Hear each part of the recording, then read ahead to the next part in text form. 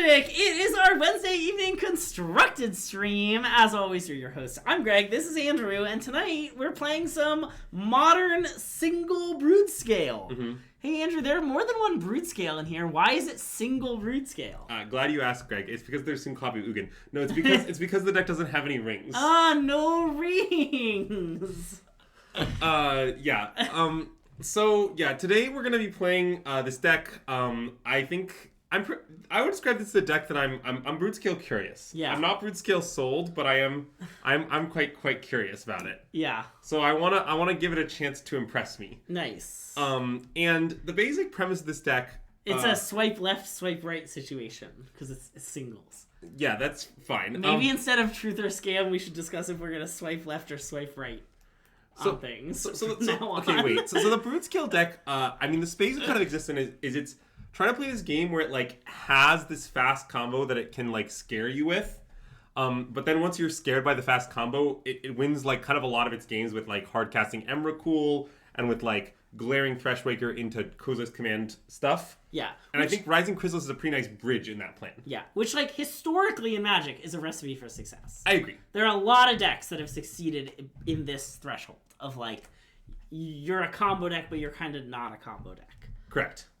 And I mean, over time, at one point in time, people only had one Emrakul in this deck. Almost every list has two right now. I wouldn't be shocked if they end up settling on even a third, to be honest.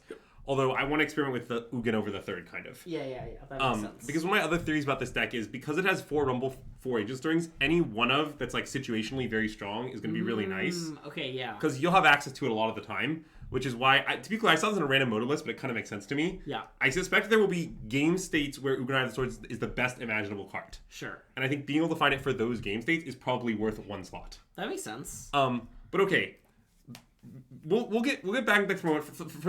First, I think we may need to cover the drama of the day. The drama of the day. It's breaking news. In our current really segment. Breaking news here at SystemMagic. Yeah, so the drama of the day is so today the NRG series, friend of the stream, announced that NRG Minneapolis is canceled. Minneapolis also a friend of the stream, just the whole city. Yeah, with like 3 days notice. Yeah. And they said like hotel prices are really expensive because of some sort of musical thing, and pre-registration numbers are really low, so they're concerned they're going to lose a lot of money and not be able to have as many events in the future, which is bad for everyone. That's what the announcement basically said. Now, having said what the announcement basically said, I want to provide a few thoughts on this announcement. So, here's, I guess, what I would say. Once we're here in the situation where the event's in 3 days and, like, 30 people are pre-reg for the tournaments both days. Yeah. I respect it to cancel. It seems maybe correct. But I guess what I would say is I suspect mistakes were made at earlier points to reach the state that we're in now. Now, I admit I don't fully understand why this happened. I don't really understand, because, like, past Minneapolises were, like, kind of a lot bigger. I think they've often done well as NRG series event numbers go. So I don't really, like, understand why this happened. But what I will say is this. There was a past NRG that was canceled because it turned out, or not canceled, moved because it was scheduled in a locale where there was also T-Swift. Yeah. This happened at one point in time. Yep, I remember. And kind of my response to that is, like, at some point, it seems to me like there needs to be a lesson or process implemented whereby there is some sort of scouting performed by NRG. Like, I kind of think they need to do better due diligence, you know? It's like, the first time this happens, like, good beats, I understand it. The second time it happens, I get sort of suspicious. Yeah. Especially because, like, okay, for example, SCG has never done this. Yeah. At SCG, when they announce event location, they do it there. And I mean, I think it's mostly because SCG does better diligence before hosting their events. So, like, my feedback to NRG is, like, look, I get you in a tough spot and you do this. I don't, like, hate you for that by any means. But also, I hope they learn from it. And in the future, there's just, like, better research done before we lock in an event locale.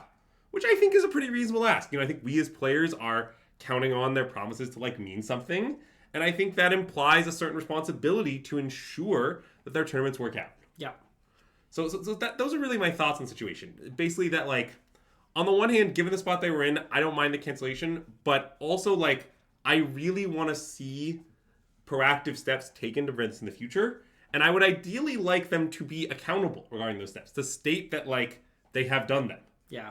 Do you think Magic formats are to blame in any way? Like, I don't really think so. Like, do you think the numbers being down has to do with, like, I don't know, no one owns a Legacy deck, and, like, people, when they go to NRGs, they want to be able to play 2 tournaments, and... I don't know. I mean... And, like, Modern's in a good... Well, I don't know if I would never say Modern's in a good spot, but it was just Modern RCQ season. So, like, people have their Modern decks ready to go. Even though there have been a bunch of bans, like... It seems like right now is more or less the best... Modern might be the best format to hold tournament of. Well, definitely. Any format. That's clearly true. So... Well, I mean, with the popularity of Final Fantasy, it might unironically be limited. Well, okay, maybe. But for the most part, I think it's a great time to a Modern tournament. Agreed. And, you know, I don't think Legacy's that popular, but it's a Sunday event. It's less important. It's less prominent. Yeah. And I also just do think it's fair to tell Legacy players, like, look, like, the NRG series doesn't have a ton of Legacy events, but we have, like, one a year. Sure. This can be the one. I don't mind that at all. Yeah. So I don't really think it's format related in this case. I guess also reformats, what I will say is, like, I think in general, the formats, how do I put this? Often when you are a turn organizer, you are at the whims of WotC when it comes to formats. Yeah, of course. Like, you have to lock in your formats long before you know whether there'll be formats that will excite players. Right. And I think that's kind of just life in the big city. And, you know, they knew it was a week before standard rotation. Yes. Probably that's a really good time to put your one Legacy tournament. Agreed. So, but, yeah. So, oh, gotcha. That's nice. Yeah, I mean, I want to be clear. I am not that sure I'm a Broodscale believer. Like, unironically. Like, sorry, let me turn back to the deck for a moment. I guess, I don't know, if we have more drama discussion, we could have it. But I don't know. Can we talk about Grayson Nemetz's liver? Oh, yeah. Grayson Nemetz's liver he's going to live to fight another day. Yeah. So there is that. Yeah, so, thanks, Sam, for the resub! I'm like, okay, the way I felt when I played Broodscale before, which I did a lot. I thought it was like the best deck when I played it for several tournaments. Yeah. I felt like Broodscale was a ring deck. Was like the ring deck was like the reason to play this deck. Yeah. And the take or the claim of the later versions of the deck is that due to some combination of the format as a whole getting weaker, which it certainly has, and the addition of Emrakul to the deck as a pseudo inevitability ring type of effect, that you can kind of substitute for the lack of ring. But I'm not that sure of that, because the way I would have described the deck before was that, like, ring was the plan A, and, like, combo / flushbreaker / stuff is plan B. Right. Yeah. And now, like, a big wave hand Eldrazi. Yes. Is the plan A. I'm concerned about that. Yeah. I'm pretty worried. I guess I would say. Also, you'll notice that I'm not really sure how many walking blizzards should be in this deck. I know some people online have as many as 4. 4 seems wild to me. 3 seems wild to me. It's not a very good card. Yeah. It's important to have some ways to kill, and it's nice that you can play it for 0 with a blade on to, like, jumpstart the kill. I understand all of the things it does. I also know that, like, you can put a blade on it, and as a fair card against energy, it can be pretty good. I know all of those things. Yeah. Even my experience with this card historically in this deck is that it's really underwhelming in general. Yeah. So honestly, I think 3 might be anything too many. But yeah, like, I would say, like, again, I'm interested in Broodscale. I want to explore it. Maybe I'll be impressed. I was planning to play Amulet at the NRG, and I still think Amulet is the best deck at this time. Yeah. Understand that I haven't really started testing with PT. Also, if I do start really testing with PT, I won't be able to tell you anything. Yeah. He'll just say Amulet's the best deck and again, and you'll have to decide if it's a lie or if it's a truth or a scam. If it's a swipe left or a swipe right, you know? Well, also, as an additional update, I want to be clear that Greg assured me he's 100% to play Broodscale at NRG Champs. That's true. So keep that in mind. Okay, wait. I have a nice story about the canceled NRG. So okay. I was just with some friends. Wait, I'm gonna rearrange your deck slightly. Keep going. And we were like chatting about our lives as one does when they're hanging out with friends. And I would like mention like, yeah, like I'm kind of bummed. My like whole plan for the weekend is like out the window. Like I don't know. I was really looking forward to this NRG in my hometown, and I can't go. And then we like talk for 10 more minutes, and then the NRG comes up again, and I'm like, oh yeah, like. Also, since we won the last NRG, there was going to be a banner. They're going to make a banner with our faces on it. And really, I wanted to go take a selfie with me, Andrew, and MSJ in our banner. And all my friends were like, Greg, you really buried the lead on why you were upset about the weekend. They were like, you go to Magic tournaments all the time. You don't seem to care that much about this one. And they're right, it's modern. But, like, I am so bummed about the banner selfie. Because, like, I'm not going to be able to go to the next NRG. It's going to be so long before I get my selfie with my banner. That's the real, yeah. Yeah, it's okay. I'm not in the center of the picture, Nicole. Andrew's in the center of the picture. I'm off to the left. So I'm not self-centered. Yeah, the Tezzeret stuff, we'll get to that. Yeah. I don't know about Tezzeret in this deck. It doesn't seem crazy to me, but, you know, it sounds like you guys are more sold than I am on it, but it might be good. I'm down to give it a shot, obviously. You know, but, like, for example, another thing I might be interested in regarding this deck is, like, cutting Blade of the Blood Chiefs in some number. In general, something you should understand about me and Broodscale is that I like the combo less than most people, is I guess what I would say. Okay. But anyway, that's enough talk. Let's get into the Arena of Ideas, shall we? Oh, right. I forgot I was 3-1 in this gold league with Amulet. That's a little awkward. Well, I guess we're dropping. we could play a nice single Amulet match before our Broodscale. I mean, we could do that. What does chat think? Is there secret tech in this deck? No, of course not. It's stock Broodscale. Stock Amulet. Okay, let's play one match of Amulet. I think it's time for a nice one match Amulet. I forgot I was 3-1 in this gold league, you know? I can't waste the gold league entry fee. Zoe, great question about today's candle sponsor. Today we have the last of our bookstore collection that Andrew's mom got us from the Frostbeard Studios Book Lovers Soy Candle Collection. This one is called Bookstore. So it's I guess the flagship the flagship candle. It has notes of coffee, leather, and mahogany. So, and it's kind of this cool orange color. You can kind of see it. Honestly, all these Frostbeard Studio candles are a cool color. Like, you know, this one's like purple. This one's a deep, rich blue. So that's pretty fun. Yeah, I really meant to finish this gold league, you know? Yeah. I can't lose the play points, Greg. I'm so play point poor, you know? Wait, hold on. Quick fact check on that.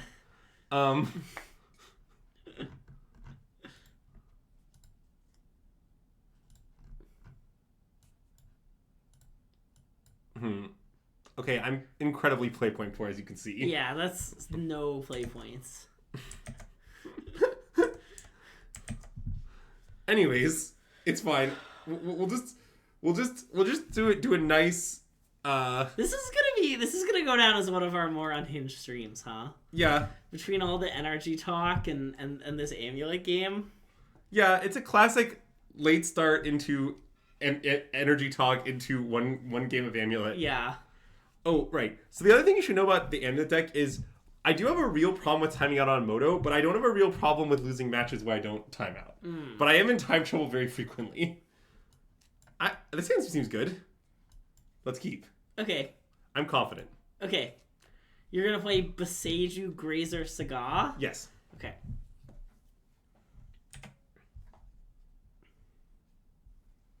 Don't forget to grazer your Sagas. Yeah, they're playing Blue Eye Control. The bot already told us. They have Kira? Yeah. Nice. Is Blue Eye Control... Should I swipe left or swipe right on Blue Eye Control? Well, that's really up to you, Greg. Okay. Okay. I think This is interesting. I wonder if we should pick up our Saga here. Because unfortunately I can't make construct in any way. Yeah, I see that. But I guess that doesn't seem true. It seems like the Amulet is really good here. Okay, let's not. Let's play Bounce and Pass. Okay. We can always play Bounce and then we can just make one construct. Oh yeah. How much do I like Orim's Chant? 4 main deck Orim's Chant? Why? Well, probably our opponent is one of the many people who's been scarred by Azax's antics and wants to be sure that they never lose to Azax for any reason. Which, personally, I respect. I do want to make sure I never lose to Azax for any reason. Okay, this is actually fairly concerning. Yeah.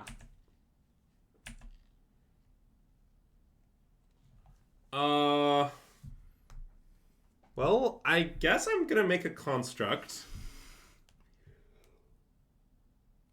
And then we'll just build towards Scapeshift. I guess so.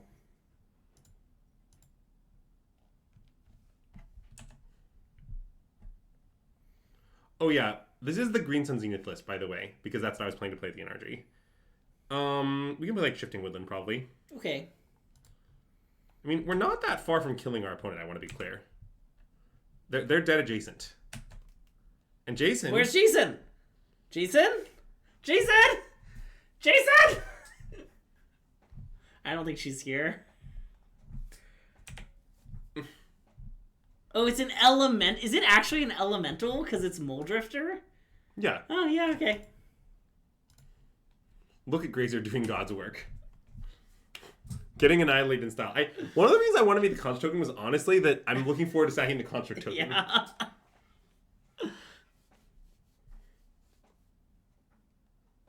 Okay, the Amulet getting killed, that is kind of bad. I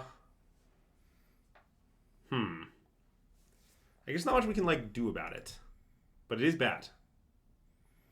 Okay, let's attack for 1. Nice. Us really quickly losing as Amulet, it would be such a good start to the stream. Okay, I'm gonna... Oh. That's bad. Because now we start getting annihilated, what happens. Okay, wait. It might be time to consider some drastic measures. Azusa? Yeah, I think it might be time to consider Azusa. Unironically. Princess Sarah? The problem is we won't be able to play an additional land this turn, but... Oh, it's true. Okay, it seems bad. Well, okay, I guess I'm going to play land and sacrifice it then. Yeah. It's not the best plan ever devised. Okay. Yeah, I guess maybe Second Contract was better for this reason. I didn't think about the second... Wait, does Azusa somehow beat Dress Down? I don't think so. Okay. You just filled me with doubt, Sam Sherman. I was pretty sure I understood the interaction. Okay. This is very problematic. Okay, I mean, I'm pretty interested in getting Azusa now, but it's a plan with some flaws. Okay. Don't ask too many questions about the situation.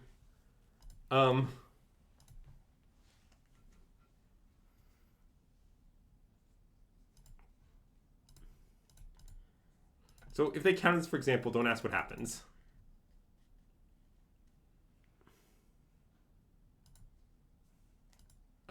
Okay, we're dead. We're not literally dead, but we are figuratively. And we have to sack the Azusa or else we die to Summoner's Pact. Then we have to be Summoner's Pact. Like, it's horrifying. Okay. I'm good. We're definitely dead adjacent. And Jason was not even here. Has Jason shown up? There have been like a few minutes. So, okay, let's put in these 6s, that's for sure. So does this deck have Flage in it? I guess it must, right? Huh. They had I feel like, did they play some lands that can't cast Flage? No, is the answer? Interesting. Okay, what if we put in Dismember, unironically? I would prefer, I think, to board it in ironically. Okay, we can board it ironically. Okay. God, Dismember sucks. Alright, so let's take a look at what we can cite out here. So... Oh yeah, they did play Rest in Peace. Go on. Therefore, Flage is probably not a card in their deck. Oh, good point, good point. Let's board this Presage. Oh yeah, it's an Elder Giant. Ah, right, sorry. It's an Elder Giant, of course.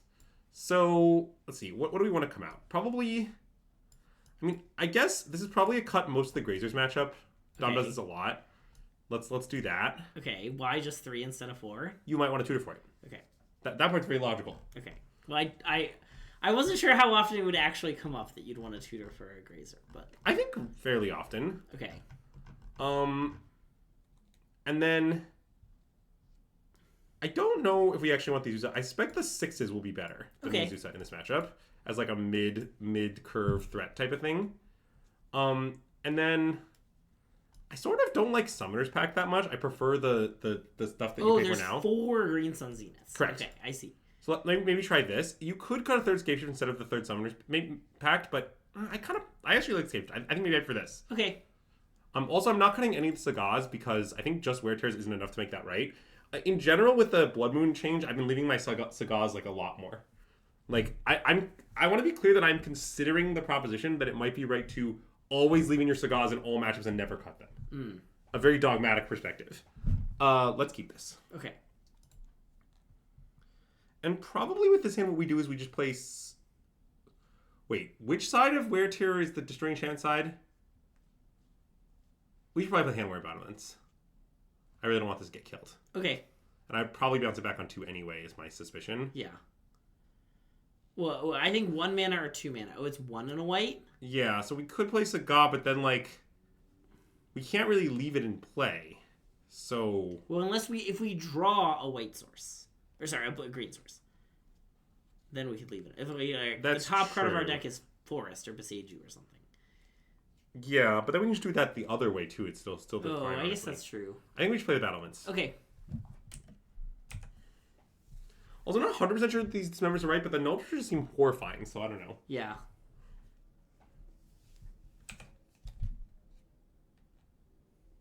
Okay, not our best draw. Look, a green source.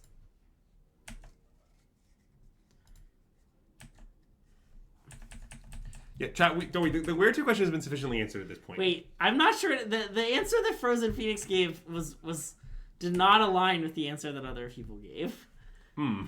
Okay. Well, I guess there goes my theory about it being sufficiently answered.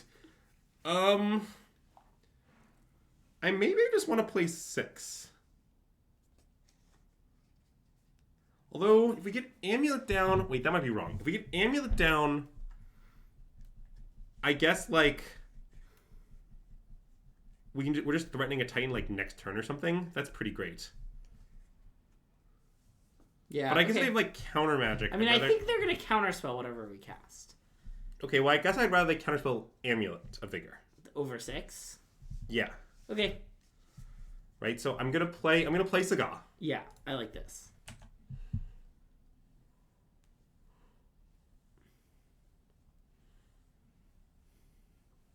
I mean, they can kill in response. It's fine. Okay.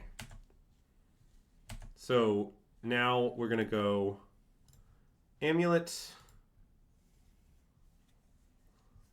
Grazer, and Battlements. And I don't think there's strong reason to just like jam the Titan next turn, but if we want. Yeah. Oh, they're gonna kill our thing. Okay, that's annoying, I admit.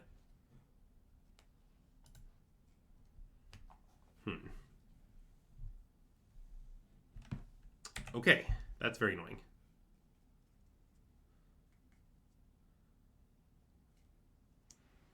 Alright, well, I guess I'm gonna play Lotus Field now. I don't like it, but it seems right. Yeah. I'm pretty happy about its ability to be hexed. Yeah, that's true. But don't forget that it's bad against Dress Down. That's a paper-only play for you, Greg. Nice. Isn't it good against Dress Down? You don't have to sack the lands if Dress Down's in play? Oh, wow. Good point. I love Honest Lotus Field. Well, yeah, it's pretty annoying the Amulet is in exile, honestly, because that means we can't 6 it back. Yeah. How do you feel about Spaceship Lotus Field in general? got their Field of Ruin. All right. Nice. Okay, I think just play 6. Okay. And I guess my own doesn't matter. Okay.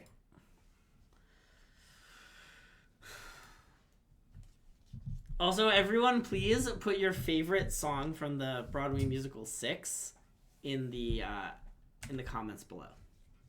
in chat or the YouTube comments below. Okay, I mean, I imagine we want to draw 6. Okay. And I don't think I need to remember this just yet, although we might end up doing that. I'm not in an extreme amount of rush. Notably, 6 does just block subtlety, for example. Great answer, Nicole. Great answer, Emily R. Isn't the best song from 6 perhaps 6? Great answer, Andrew. Okay. I just wanted to bring that up. It's not an interesting answer, but it might be a correct answer. Are they Fermi deck? Not as far as I know. Isn't I feel like Get Down? Is that what it's called? The 4th Queen song? Yes. I feel like that's what most people consider the like objective answer. Oh, that I really don't agree with that. Get Down is the worst? I think it's one of the weakest songs in the musical, yeah. Whoa. I agree with Nicole.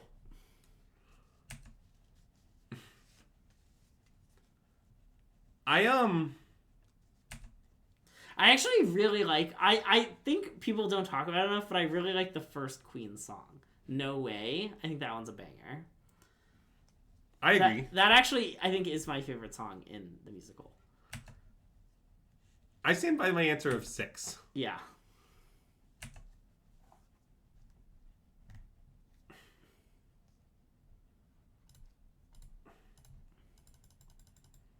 Doing this while the Dress Down Stone plays an advanced maneuver.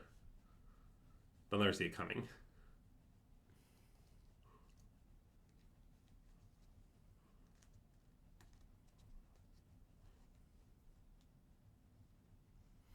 Man, when we 5-0 with Broodscale, it's going to be extra funny because we 0-1 with Amulet to start the stream.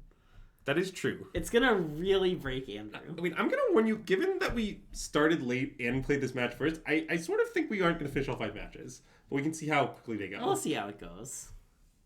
Oh, House of Holbein is definitely the worst song in 6.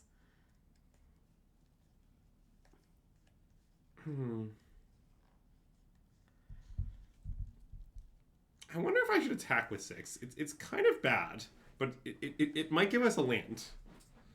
The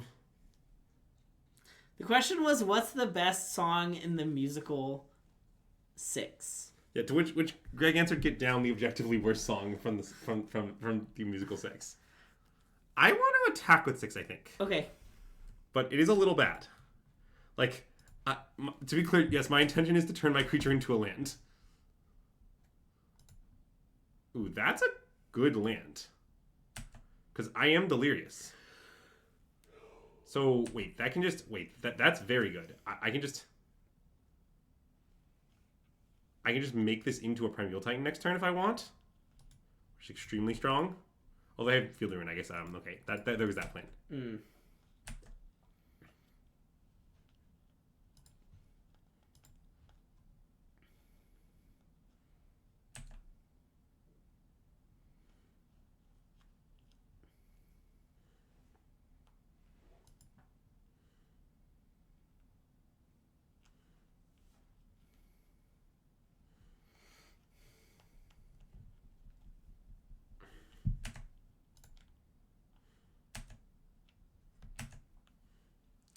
I don't love that they have 6 cards in their hand. 6.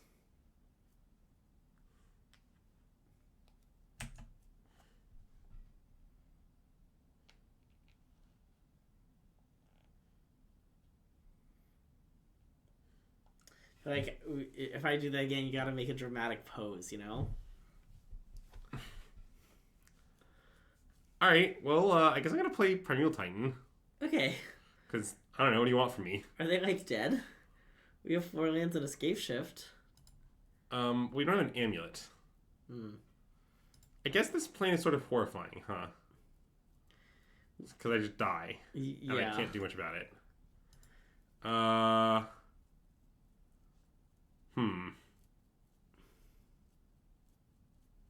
Okay, we're dead. Alright, well that was a very uncompetitive match. Anyways, let's get to the Broodscaling. Nice. I didn't want to do any of those things, so I took the nuclear option.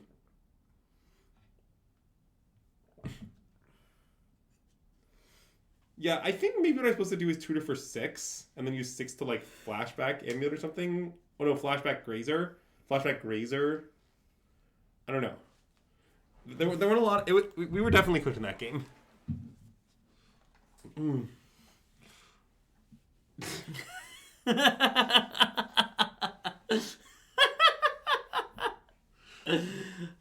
How many channel points for a 6 karaoke stream? We can't do that. Greg doesn't sing on stream. Can basically have that for free. What do you mean? They certainly can't. You never sing on stream. I just hit them with a nice 6, though. They got one sung note out of me. I see. Though sometimes when they say 6, it's really drawn out. It's like 6. It's not usually, though, right? Yeah. Oh, look, it's Puff Sun. Near the top of the leaderboard. Yeah, gaining on enemy of the stream Azax. Yeah. We're all rooting for you, Grayson. He's been demoted to enemy from frenemy? Yeah, he's been a little bit more of a troublemaker lately. Okay.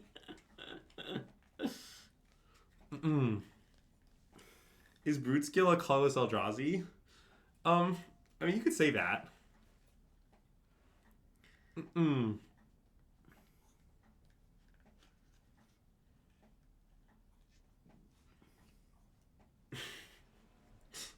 I only get to show my trophies a little behind is nice. Speaking of on topic of showing your trophies, by the way, I'm officially taking. Oh my god, it's Dragon Fodder. Wow, this is going to be really worrying quite for the match. Who's Dragon Fodder? Well, they're known for Lightning Skelemental. Oh, the Lightning Skelemental person. Yeah. Now let's take a look at the latest. They're 1-2. Oh wow, this is I've seen this before. This is their latest deck. It does not have Lightning Skelemental. Oh wow. Chancellor of the Draw. How many Chancellors of the Dross do you think? Okay, I mean, I imagine we should keep our hand, but it has some flaws. Okay.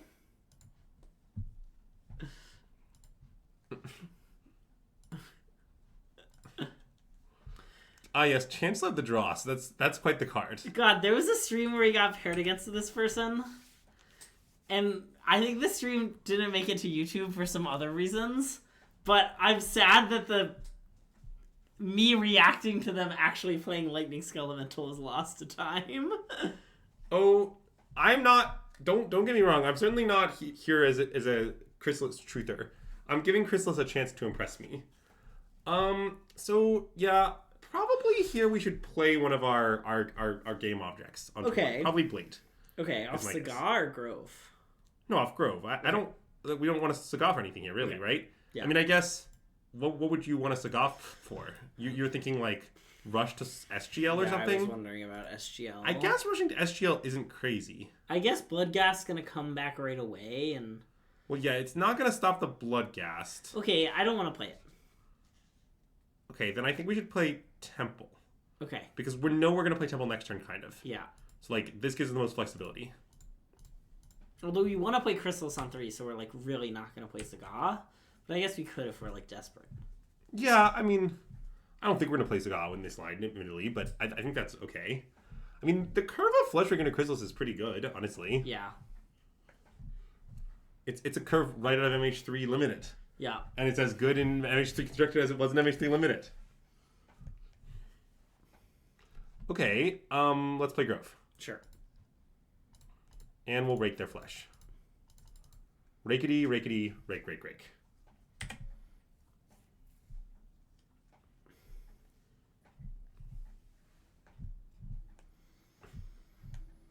I'm rooting for our opponent.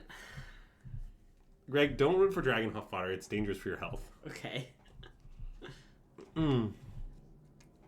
Okay, well, I don't love that they killed our Fleshbreaker because it was sort of keeping my hand together. What if I'm a dragon, though? You want to be fodder? No, I want to take out the fodder. Yes, therefore beat our opponent. Checkmate. Yeah, okay, good point. You got me. I want to take out the fodder is really quite the thing to say. Anyways, I'm down to play Chrysalis here, I think. I think so. Off Cavern? Why off Cavern? I guess it can be. Sure. I don't know. I mean, I guess we're always thinking Eldrazi, so... Yeah.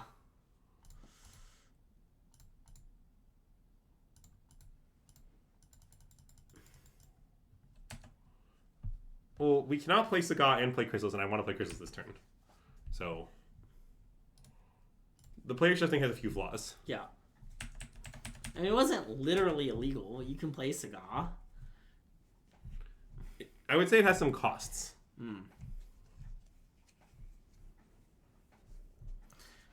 What are these Stitcher... What does their deck do? You can't ask me these things. It's unclear that it does anything. Okay, well, I guess they got our Chrysalis. Okay, well, they milled over a lot of Archon of Cruelties, which might bode poorly for our physical well-being.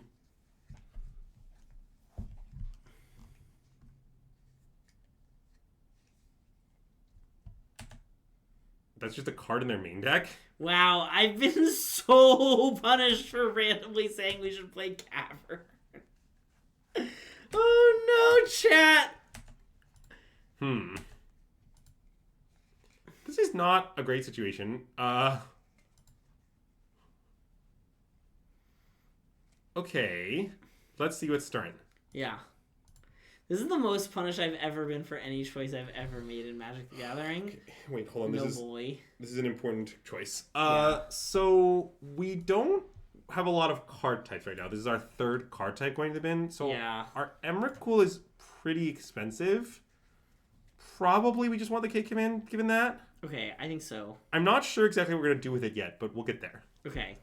Like, I don't really want to cast it this turn.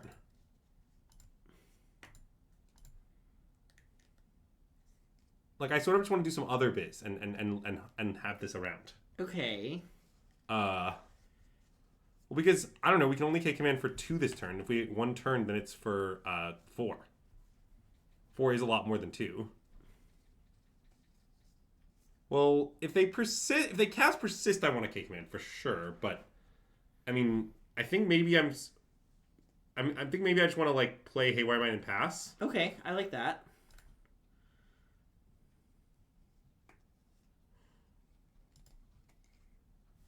It also opens up some interesting lines. Like, we could like trade for Bloodghast and try to exile it. I guess that's a little dubious, but they are missing land drops. They're probably just holding their lands for bringing back Bloodghast. We also could like in blockers exile. But I don't want to do that. I kind of like blocking with Haywire, honestly. Okay. I just sort of want to gain a bunch of life, and I also think they might not have a land. Yeah. Making a large Haywire Might? But why?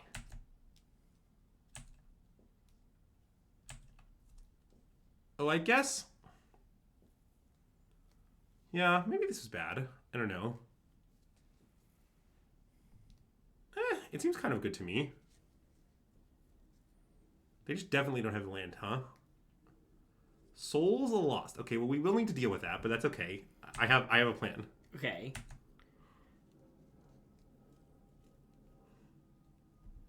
Oh, wow. Okay. I have a new proposal. What if we went another turn on our Kidless Command? Okay. Because, wow, we have a lot of good options now. So, we could play the Fleshraker, pass, chump block Souls the Lost, and make a token off our Saga, which seems pretty good. Yeah, we'd lose both spawns. We would lose both spawns if we do that. So that part, I guess, isn't great. But it'll be fine. Okay, I agree with it. It'll be fine. We could cast K-Command. This does get Soul Guide next turn. Yeah, that's true. I don't want to cast K-Command, I think.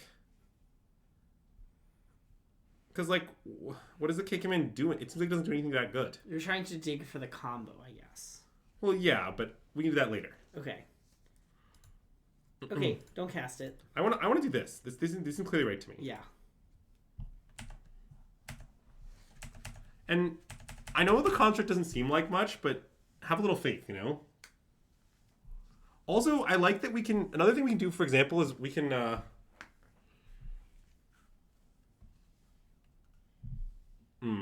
Okay, so I did leave up the K command. So I think I'm going to stop this. Okay. This seems too devastating to allow. So let's cast this with the modes of target player scries one to draw one, exile target creature cards mana X or less. Wait. Or sorry. Target player tries one, draw one, exile to X cards, yeah. So choose me, and they're targeting this one? Yeah.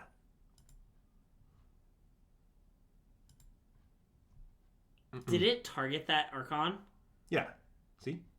No, that is it's. I think you chose 0 things. Because it's lit up from persist, right? Okay, I think you're just. I think I'm wondering if it just like does this kind of thing, but I'll double check. See, now it's lit up. Yeah. Okay. You might have been right. All right. So see, now it's not lit up anymore. Yeah, this is what I thought. Okay. Smooth Cadillac. And yeah, and then the flesh trigger makes another token to block with. Yeah. So that part's fine.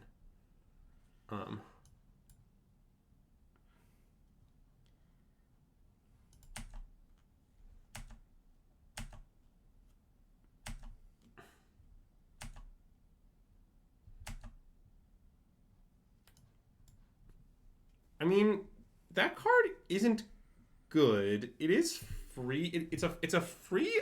It's not horrible. It's a free artifact, and it like does a bunch of. It seems kind of good. It's a free artifact that we can later cycle. Okay. Because it makes a 1/1. It also makes an artifact. Yeah, I know what causes mana crack. I think it's good though. Okay. 1 mana, 1 damage. Well, it's 1 mana damage, one card. And it also grows the construct that we're going to make. Why does that matter? I don't know. Are we going to start attacking with the construct pretty soon here? Such as next turn? Are we going to lose to this 4/4 in the air? If this is our plan? Yeah. Maybe. Okay, we can bottom it. I don't really know if it's right or wrong. Anyways. Okay, I'm F6'd. Okay. Great Haywire might block by us 6 turns ago. Let's block this. Go to our turn. I think I'd still like to make a thing. The construct seems pretty relevant. Okay. We're at 10. So I make the construct. Get SGL. Yeah, I like making the construct. I think it's going to buy enough time. Okay. Also, this thing. Yeah, I like this. Make the construct. Go get SGL. And I guess SGL, the other Archon probably. Or maybe the Faithless Looting, but I don't really care if they Faithless Looting. Let's do the other Archon. Okay.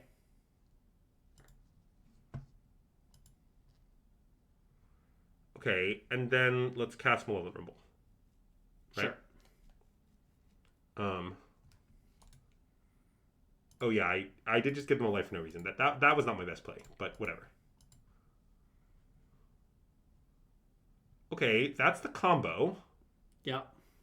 So let's take Broodscale. I guess punish for making a construct, but I think it was maybe right. And then pass the turn. Yep. I mean, what I like about this is now they kind of have an end of combat step problem. Speaking of which, let's set stop and end combat. So because we can like block the souls, block the Bloodghast, and then after we block both of them and gone to damage, use the Soul Guide, which will kill this, right? Because it's only your graveyard. So yeah, if there's any damage on it, dies. Yeah, that's right. Okay, sure. Punished. Were we though? Punished! You heard me. I'll say it again. They're gonna find Swamp Fatal Push, stop our combo, and then we're gonna die. Yeah, I mean, could happen. Nope, it's Raucous Theater. That's a swamp!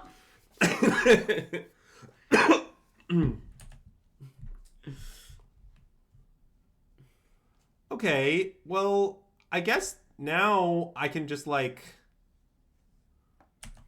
I don't know, block like this and use my Soul Guide. I don't know. I mean, I like killing this thing, I think. All plays win. Do what you want. Okay.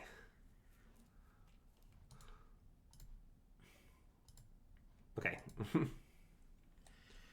Well, that was a weird game. Let's look at the Dragonflower deck list. What are they going to side in?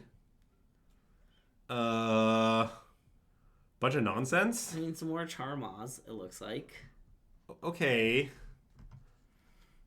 I don't know how we should sideboard. I guess maybe Grafdigger's Cage seems good. Okay. It's a 4 Extract Truth matchup? Yeah, that's true. Let's board in Veil of Summer. So, are they just playing fair Chancellor of the Dross? I don't really understand what the point Greg, you can't ask me these things. I don't know. I have no answers for you. Vexing Bauble seems bad. Let's see. What's our second cut? That I'm not sure of. I guess this is probably not... they have a bunch of X1s. It's actually not a horrible Walking Ballista matchup. I think it's not a great one, though. Let's try one. I'm leaving the Ugin for Science. Don't ask me who's good in this matchup.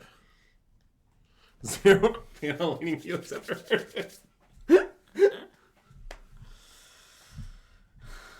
Oh, look, it's Ugin. Yeah. It might be good this game, unironically. I think it's going to be good this game, ironically. Look at Ugin. He does irony, you know? Yeah, that's Can you true. make him big for me? I want to way. see his face. I want to see his smug face. Yeah. Like, I think the one of Ugin kind of makes a lot of sense. I explained this a little bit before the stream, but when you have 4 stirrings and 4 when you have all this card selection, it's generally true that just like situational cards get a lot better, and I think that applies very much to Ugin. Let's just play Grove. I guess, can they do anything on 2? I guess not really. Wait, can we go get Stomping Grounds because of the card? Because of Charma? Okay, that's a reasonable reason. I'm in. Fool me once, something, something, something. Yeah, I agree with something. And I want Ancient Stirrings. We don't need to cage on 1, I think. Agreed. I guess they could, Faithless Looting out Bloodghast or something. Let's just play cage. Okay.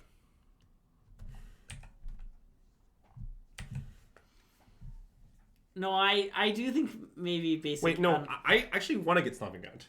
The reason is, I don't know when we're going to play the Grove. Like, imagine we end up playing a series of lands such that we don't play Grove for a while. Yeah. We'd, in that case, be very sad we didn't get the dual land. Also, they don't have Blood Moon in their deck. So...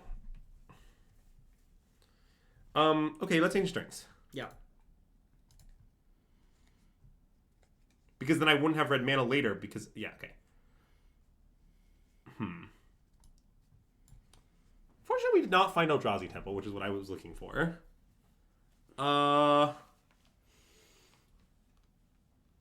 Do we want a Blade of the Blood Chief? Maybe. It's decent. It's definitely either that or Boseiju, but... I think it's Blade of the Blood Chief. Okay.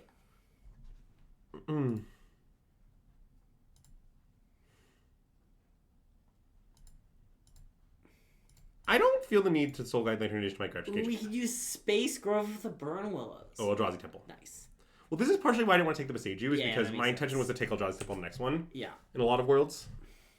And then, yeah, the plan now is to go next turn Fleshraker Blade, and then the following turn K Command, and then the following turn Ugin. Well, yeah, but like, okay, wait. I'm sorry. Let me. I'm not communicating why I don't want Soul Guide. How do you imagine our opponent is going to remove Cage from the battlefield? Isn't it like really, really, really hard? Brotherhood's End. Okay, I mean that's a reason, but I just sort of I suspected that like they'd be kind of difficult. That's the idea anyway. Although I guess I didn't think about Souls the Lost, so that'll teach me. I like that it's a 1/2.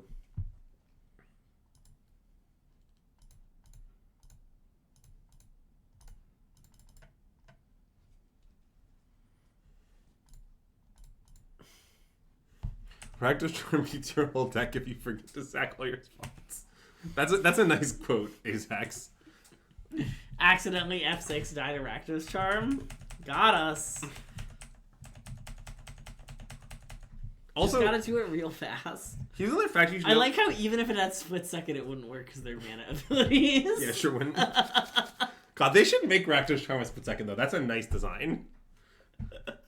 Wait. I can make it better. Wait. It can have super split second. It can be like... Okay, here's the card. I hope you're ready for a hinge design. All right, so my proposal is the card is red-black. It deals damage to each player equals the number of creatures they controlled as you cast the spell. Nice. And there's no other modes, though. Yeah. That's the only thing it does, but it sure does it. I like that their thing is a 1/2. Yeah. It's kind of funny.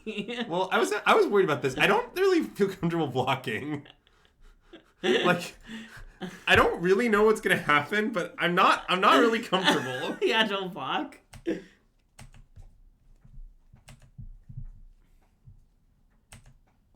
Fatal Push does not pump the Souls of the Lost. Okay, let's play Saga and then plan to like Kozilek's Command with some modes. Okay.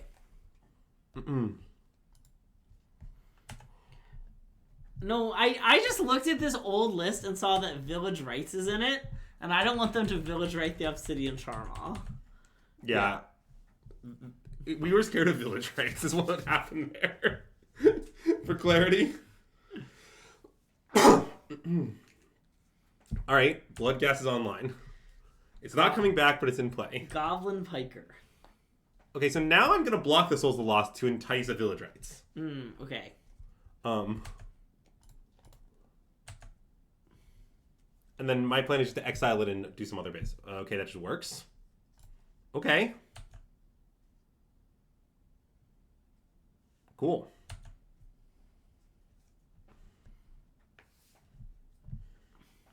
All right, let's cast Kozilek's Command. Yeah. And our modes, I think, are just spawns draw. That seems good.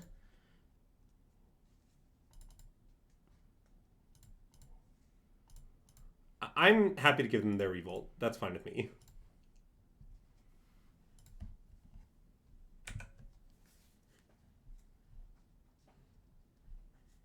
And we can then just cast Ugin, I guess, is another interesting fact about the game state. Okay, that's also the combo. Yeah, let's take the Broodscale. Okay.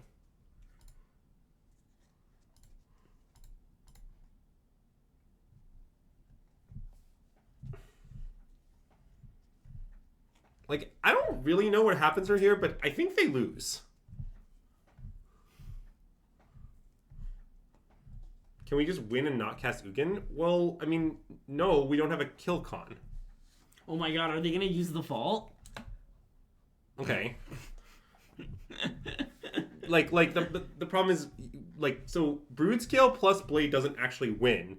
We could go for it and then, like, cast the Ugin and, like, draw a card and then, like, you know, I see that we could do all that. Okay, wait, though. I have an alternative line to propose. How about hard cast Ugin? I guess it's actually kind of bad. I guess making mana infinite mana is kind of good.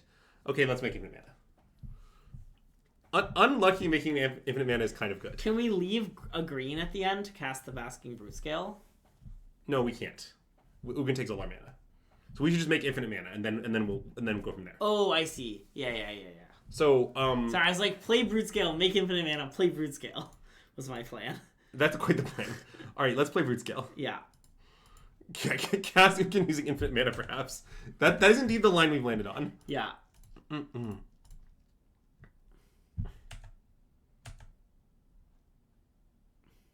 let's see what would have happened. So we get 4 looks.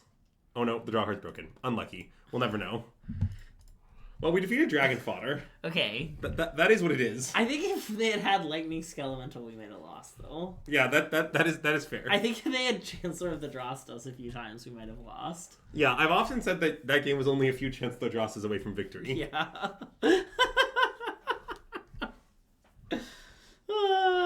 I think if only we were playing on Arena, we might have played against some serious deck lists. Well, wait, Clem, you can't be saying that around mathematicians. Mathematicians hate it when you say infinity's a number. It is larger than 7, but it's more of a concept. You can say infinity's a number. It's fine. I don't care about that. Well, Greg. Hold on. I actually. What would our math say? I need to consult the squad to see if infinity is larger than 7. I'll get back to you in a few days. Also, yeah, okay. Andrew and I were discussing Arena playability of decks. I wonder how much of Broodscale is on Arena.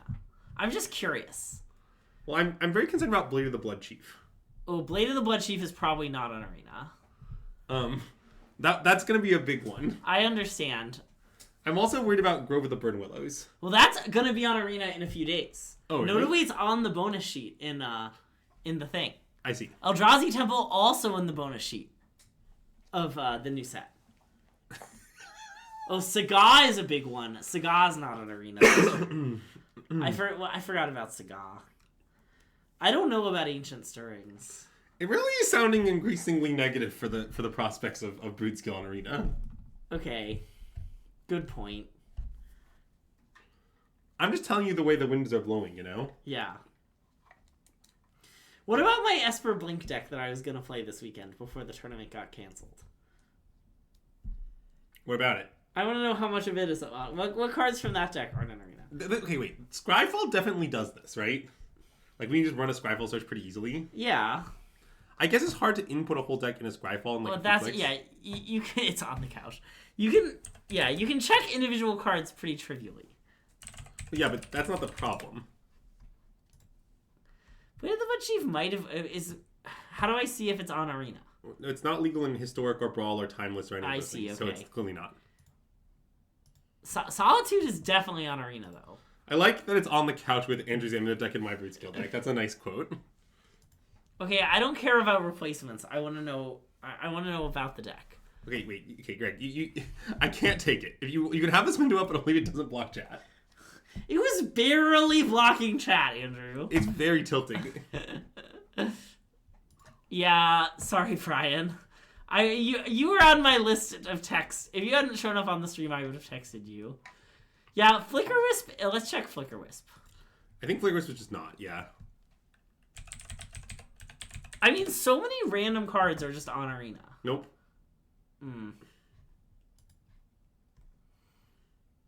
But it's just that. Well, is Relic for Genesis on Arena? Ooh, that's a good name. Like, I get that your point that only the old cards aren't. Nope, Yeah. It is. Okay.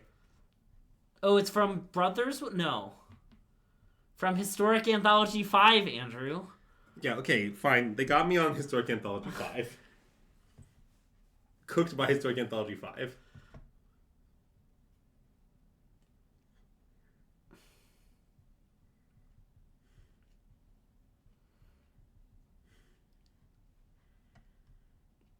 So yeah, it's really just Flicker Wisp. But like, okay, I guess I don't find the argument of many modern decks might be legal if you added these like two cards or whatever. Yeah, I understand. Like that might be true, but what that amounts to is none of the modern decks are legal. No, I'm trying to bully people into testing Modern with me on Arena. They will not do it. It's just on Moto. It's so convenient. I don't have a computer that can play Moto at my house. That's a skill issue. Go to MSJ's house. He's right there. Obviously, I would come here. Yeah, that's why I was going to MSJ's house. It's way funnier.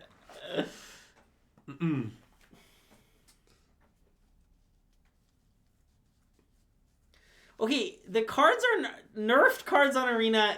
You can play with the unnerfed version. That's just true, and it's always been true. Yeah, you also Cockatrice is Mac compatible. That's true. I know. Brian unpinned that post. Why did Brian pin that What do you mean? post? It's a great post. He's trying to help out his friend Greg. Wait. Brian doesn't play Cockatrice. Greg, now that you don't remember what Pro Tour this is for you anymore, it's time you learned that all Magic Pro teams use only Cockatrice. It's time for you to grow up and understand. That's how all of Pro Magic actually runs on Cockatrice.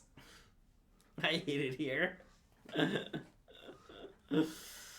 I'll play Titan against Sparky. You won't, as we've learned. Some of it's not on Arena. Well, this is a long queue time. Personally, I blame Greg. I play Magic Online with digital objects. What I've learned is the only people who play Gold Leagues are Azax and Dragon Fodder. Yeah, that's mostly right. Should we go back to normal leagues? This hand, I feel we should clearly mulligan. Are normal leagues better? Okay, I'm down for this hand. Okay, I like this. Yeah. I also blame Azax, don't worry. Yeah, many have asked how long it takes to get to stage 2. It is one of the more... Oh, is this like a mirror? I think that's what Capuchin Force means. Probably. Mm-mm.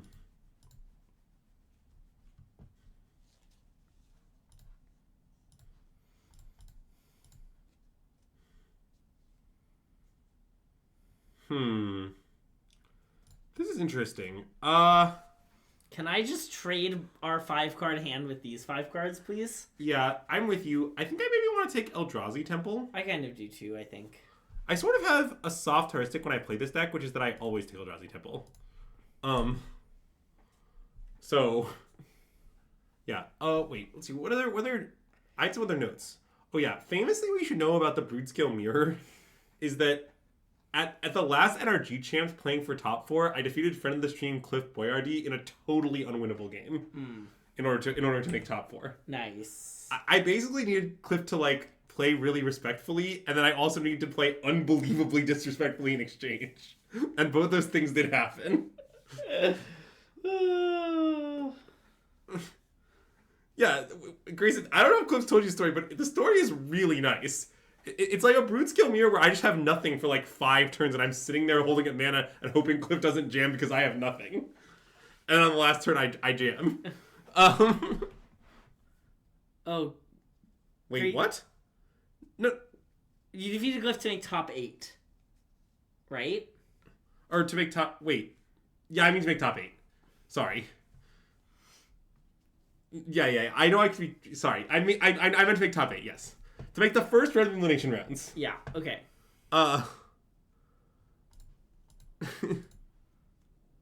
Yes, I remember beating Grayson. Yeah. Because Grayson was playing the oh, I think one good Kozil's Command deserves another. Okay. Grayson always plays the nonsense Pioneer deck. What's it called? Akarak? Yeah, Asarak. And I almost always play Phoenix. And one of the main things I learned in testing is that because Dom kept considering Asarak, is that Phoenix is good against Asarak. And in fact, I was quite familiar with the matchup because Dom made me play it against him a lot of times. So... Wow, Thalia and the Kid Rock monster in one card? Don't you know that all legends are Thalia these days? I've often heard that said. Okay, I guess let the K commanding begin. I'm glad it recommends Spawn as a name. I guess a little unfortunate they're gonna get to go for 3 before we get to go for 2. Yeah. But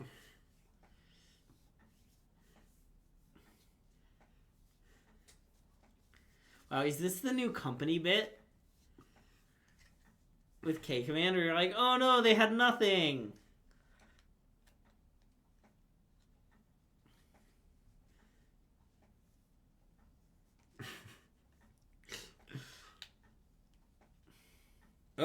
Well, then he sees. Okay, our opponent is disconnected, so, you know, that's nice. Should we just go switch to Arena? No, but we can switch to, we can dual queue a regular League of Moto. That's nice. The real problem with dual queuing is it's a very unpleasant viewer experience. I guess that actually isn't the real problem with it because the even realer problem is it's a very unpleasant pilot experience. Also, I would like to share that at 6:33 p.m., I got a text from friend of the stream and current stream viewer Brian Wells that just said, I just want you to know 5 match points per drink is unhinged. Wow. Clearly he was not up on the NRG Discord, because I think the event may have been canceled by 6:30. Oh, really? Yeah. I thought it was canceled like not too short before the stream. I don't really know precisely. I want to be clear. But I know at some point... Okay, here's what I have from my perspective. Grayson sent me a message that was like, well, plans have changed. I was like, what? And and then I check the Discord. Don't worry, Brian. That was my opinion until like a year ago. Now I run a Discord, so I have to use it. I mean, the thing about Discord is it's okay. I think Discord's product might just be better Slack, but it just is unrelatedly Discord. Yeah, I mean, notably, my fantasy baseball league switched to Discord like a few years ago, so I used to use it exclusively for discussing fantasy baseball.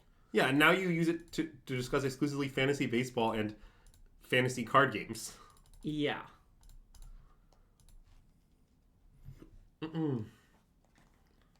Okay. Well, I definitely don't want another blade. What is our Emrakul status? This is 1, 2, 3, 4. So we have.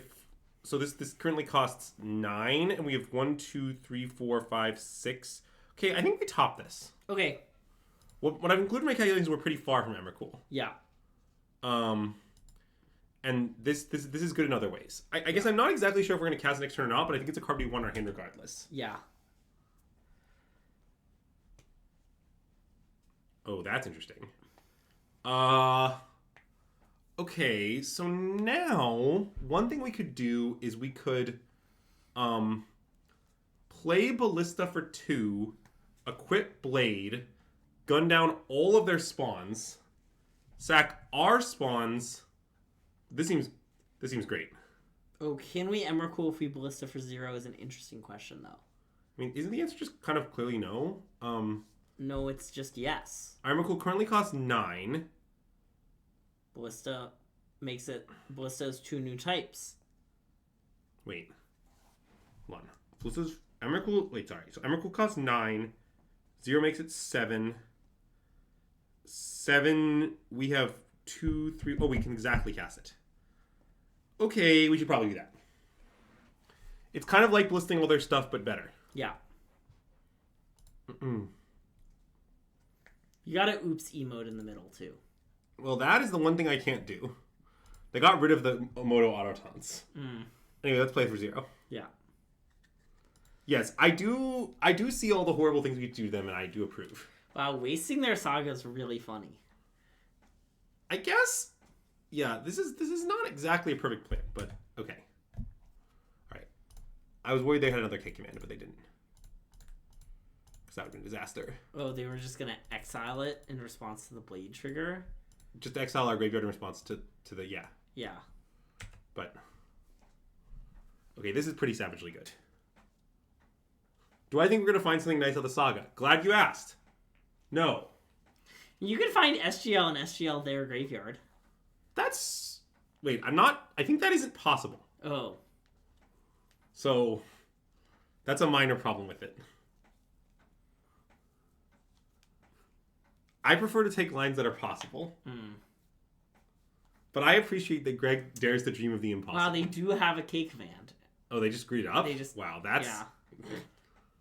Yeah, they definitely... Given that we cast this video, they should definitely, in response to the Blade Trigger, exile a bunch of Smart Graveyard. Yeah. But... Can we Needle something that's only in their deck? Well, I mean, we might... If they have Needle in the main, which I think most people don't, we could consider needling something that just is in both our decks, such as Blade of the Blood Chief. Because we control Emrakul. Yes. Now, the problem with that line is I think just most people don't have Needle in the main. So, I don't really think... I think the thing will pretty much just move. But naming Blade here is very good. Yeah. Emrakul needs no help twin. She's got it on lockdown. Yeah. They don't call her Emrakul the Promised Middle Game. Yeah.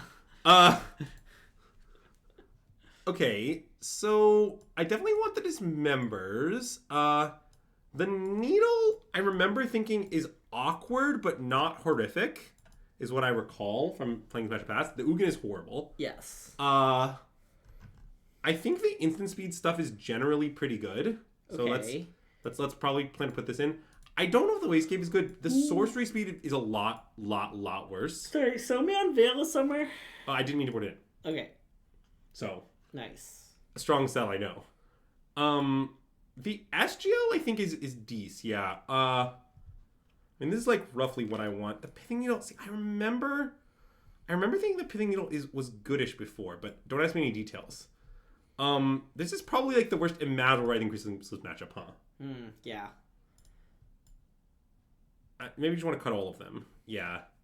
And I guess I can just have one of the sorcery speed disenchant things in instead. And I guess between them I prefer this one. Okay. Yeah. I don't think I really want a second. I don't want to be over. I think the Emrakul's are likely good. Kevlar Man, it's Emrakul the Promise starts a nice one. It's like, it's a 1 mana, 2/1, and it's like, if you cast it on turn 1... I want the Wastecape over the Thing Needle. You know what? I think the Wastecape's better. If you cast it on turn 1, you control target opponent's next turn, except for their first main phase. Oh, wait. Crap. I should have cut the 4th blade. Oh. I cut the 4th blade a lot. I forgot that's something I used to do all the time. Yeah. I should have cut the 4th blade. Yeah, this is probably a cut the 4th blade situation. Post-board, I just think it's a lot less combo-y. Yeah, it's just like, look, mind controlling their turn 1, but they get their first main phase, it doesn't do anything. I want to keep this. I guess you get to look at their hand. That's it's a little nice. bad, though. Okay, I'm in. I mean, basically, my opinion is just, like, Eldrazi Temple Stirrings is, like, almost enough for me to keep. Yeah. If they have a Goblin Guide, they can't attack with it. What are you currently explaining, Greg? Don't worry about it. Okay, I won't.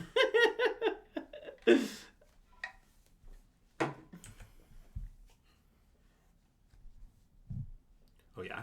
Brilliant keep by us, honestly. All right, let's Ancient Stirrings. Yeah. Okay, command. Yeah. Yeah, a funny part of this deck that I've often discussed is basically Malevolent Rumble is better than Ancient Stirrings in every conceivable way, except that it cannot find exactly the card Kozilek's Command, which incidentally is the best card in the deck, and therefore Ancient Stirrings is better.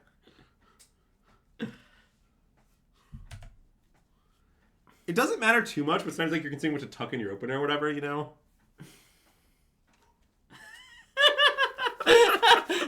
Those are both nice. Yeah, well, to be clear, I played this deck a lot, okay? It was just the previous iteration, but I've played a like massive amount of Broodscale lifetime. Yeah, I'm pretty worried about getting Stone Rained if I play the Saga here in some way. Okay. I maybe just want to like Stirrings, Springleaf Drum, and set up for Kozilek's Command next turn. That makes sense. Okay, how about Kozilek's Command? Nice. Our strategy is find a bunch of Kozilek's Command, question mark, profit. Nice. I like the part where we profit.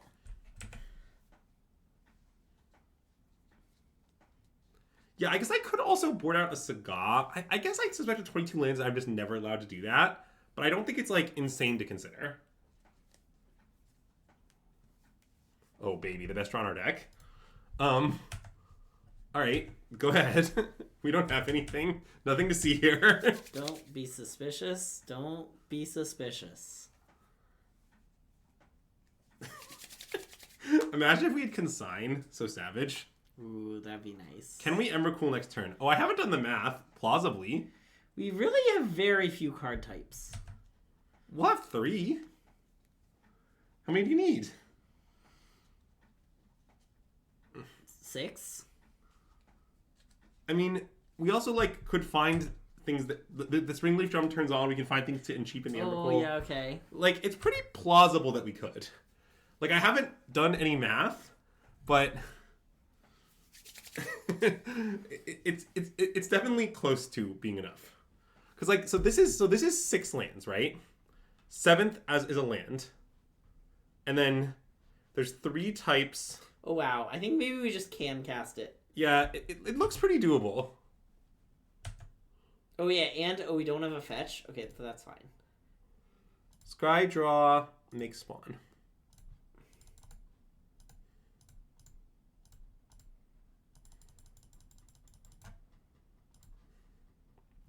Yeah, I mentioned this before, but I don't think it's out of the question to actually play 3-Uncle. Okay, I mean, well, if we didn't have it before, Ballista certainly gets us there. Yeah. But wait, so wait, I want to check the match on us having it. Yeah. So this is 3 types, this is 10. 1, 2, 3, 4, 5, 6, 7. Yeah, we just have it. Okay. Okay, well, I still want to draw the Ballista, I think, if something goes wrong. Okay, I like that. Yeah, I know we already have it. I just think probably... Everyone can make fun of Greg for saying we obviously don't have it when we did have it. Be nice to me. Don't make fun of me too hard. Unless you're in the YouTube comments below. Then you can make fun of me a lot. Also, notably, isn't our stream kind of all about making fun of things for reasons? Yeah, but not me. I see. Not Greg. I'm like one of the least made fun of people here at SystemMagic. That is probably true, but I do make fun of you a fair amount. Yeah.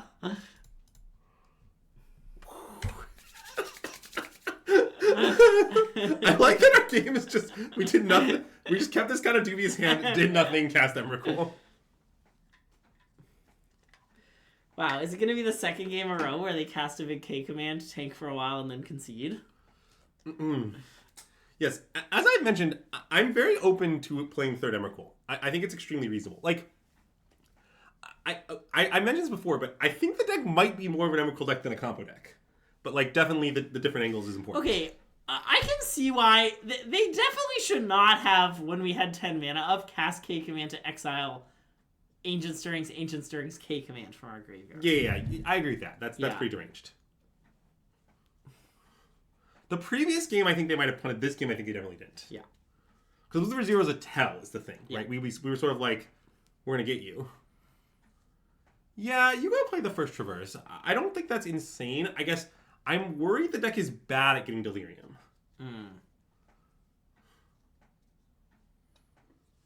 Well, Sam, I think they're making spawns with the intention of spending the mana on our end step, but I guess that sort of begs the question, what are they spending it on our end step? And I don't really know the answer. Yeah, I mean, what else are they going to do? Like, exile the 3 cards from our bin for fun? I imagine maybe being able to use mana in the end step is better than exiling the 3 cards in the bin. Yeah. Like, maybe they'll find another K command that they can cast, and then they can tank for a while. Well, also, I just think Traverse is a little more intense, but yeah. Definitely the one Traverse isn't insane by any means. I mean, which I believe was pioneered by a friend of the stream, Bolin. I don't know if he's still here. But Bolin was a big fan of the one Traverse at last count. Okay, this is quite the hand. I mean... Okay, so I don't really know... Chat, how does this, like, work? So... I guess if this wants to float mana... Yeah, I see that we can eat their blade. I'm not sure that's what we want to do. Can eat their blade? Find Haywire Might, play Blade of the Blood Chief, and exile. Oh, okay, yeah. Okay. I think this is warranted, but I needed to think. This is very common. I've recruited a lot of people in my life, mostly when playing 4-color in Modern. And what you should know is, usually what happens is, the player who's mind controlling the other player tanks for like 2 minutes, then they take some actions, then the other player concedes. That's usually how it goes. Like, I was thinking about, like, okay, I think we want to, like, play Broodscale and Unholy Heat it was, I think, the right line. I was thinking, like, okay, if we do that, can we also play the Blade of Might? I was trying to figure out if we had enough mana. That's what I was currently working my way through. So basically, how many of their cards can we delete? Nice. Congrats on your 1 channel point. It's a real 1 channel point per 5 match points situation. Maybe if we trophy the League Grayson, you'll get 3. Why is it 1 channel point? Because everyone bet on us. Everyone bet on us to win, yeah. Also, those 2 games were so unhinged. Yeah, that is true. Good morning, my dragonfly. Don't do that. It was 73,000.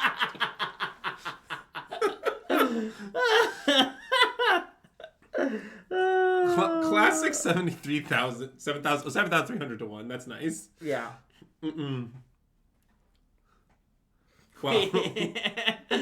That's really funny. Classic brushing teeth. No, we had to lose an amulet match in the middle, you know?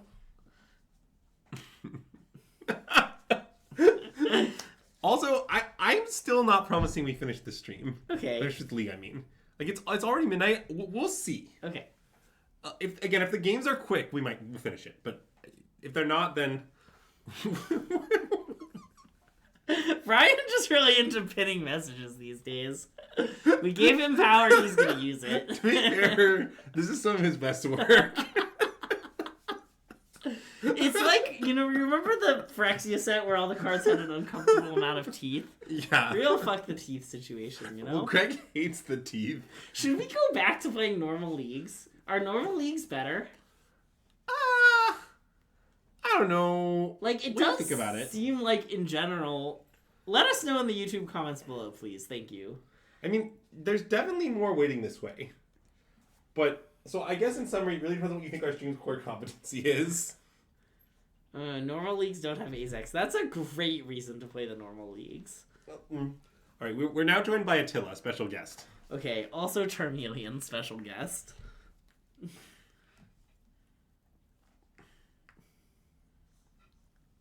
I like how Attila is approximately the size of this Charmeleon plushie. The Charmeleon is certainly larger. It's so small.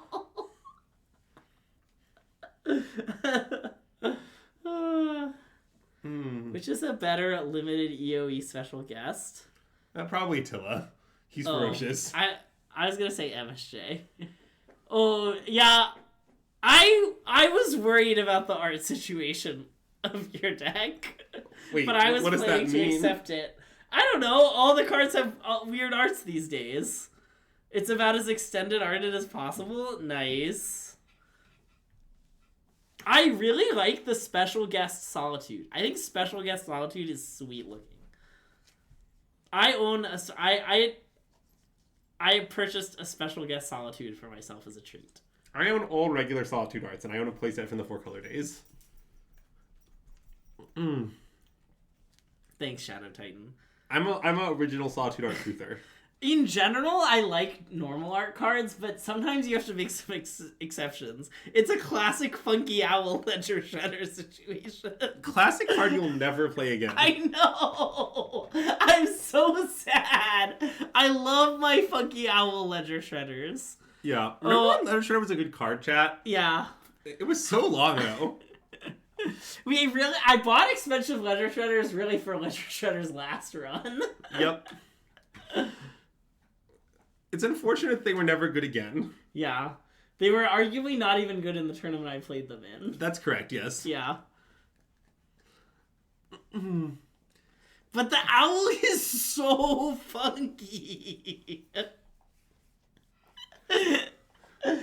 It's so deranged. We should commission a Funky Owl Ledger Shredder emote. I think if you were to rank our bits, it's not high enough in our bit hierarchy. Yeah, okay. Think of the fans, Greg.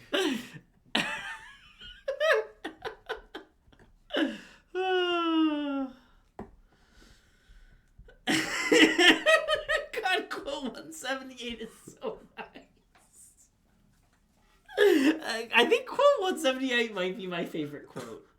At least behind It's a Little Complicated. I'm skeptical it's your favorite quote, if I'm being honest. We have so many quotes. I You just don't remember. We were in the queue long enough that Brian could finish Project Ski.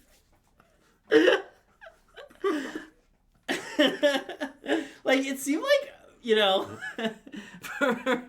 Brian got to throw out. That's such a good prediction. The 5s don't count? Is that because Grayson Nemitz will get the drinks from 5 match wins? Yeah, the 5s don't count as a really accurate. Okay, chat, this reminds me, I have another question that I'd like to open up to the floor. Okay. Should I play, the Dead Standard Arena thing this weekend? There's a Dead Standard Arena thing this weekend? Yeah, but, you have to play Dead Standard. What's it for? It's the weekend play-in? Yeah, but it's and then you get to, the qualifiers this weekend. The arena qualifier, I think. I mean, no. What would you play? The VV Cauldron deck? I don't know. You could play Dimir. You do like Dimir. I do like Dimir. I don't know if Dimir is better or worse than VV Cauldron, but I do like Dimir. Well, yeah, I guess I don't... It's hard for me to say because my whole weekend is ruined. I made no plans. It sounds like you've got a lot of free time with which to play the arena qualifier. I don't think you understand how I spend my free time. You could come over here. We could get MSG to come over. We could all play the Arena Qualifier Okay. as a family, Okay. like we used to. Okay. What if I get MSG to come over here and then we do something else as a family? Yeah. What if we take pictures in front of random things and talk about how sad we are that we're not taking pictures in front of a banner? What if we take pictures in front of the green screen and green screen in the picture of the three of us? I also want to warn you, I'm not 100% sure the banners are that quick turnaround. Maybe they are. They seem to imply that the banner would be at Minneapolis. But... Okay. Wow, that's great.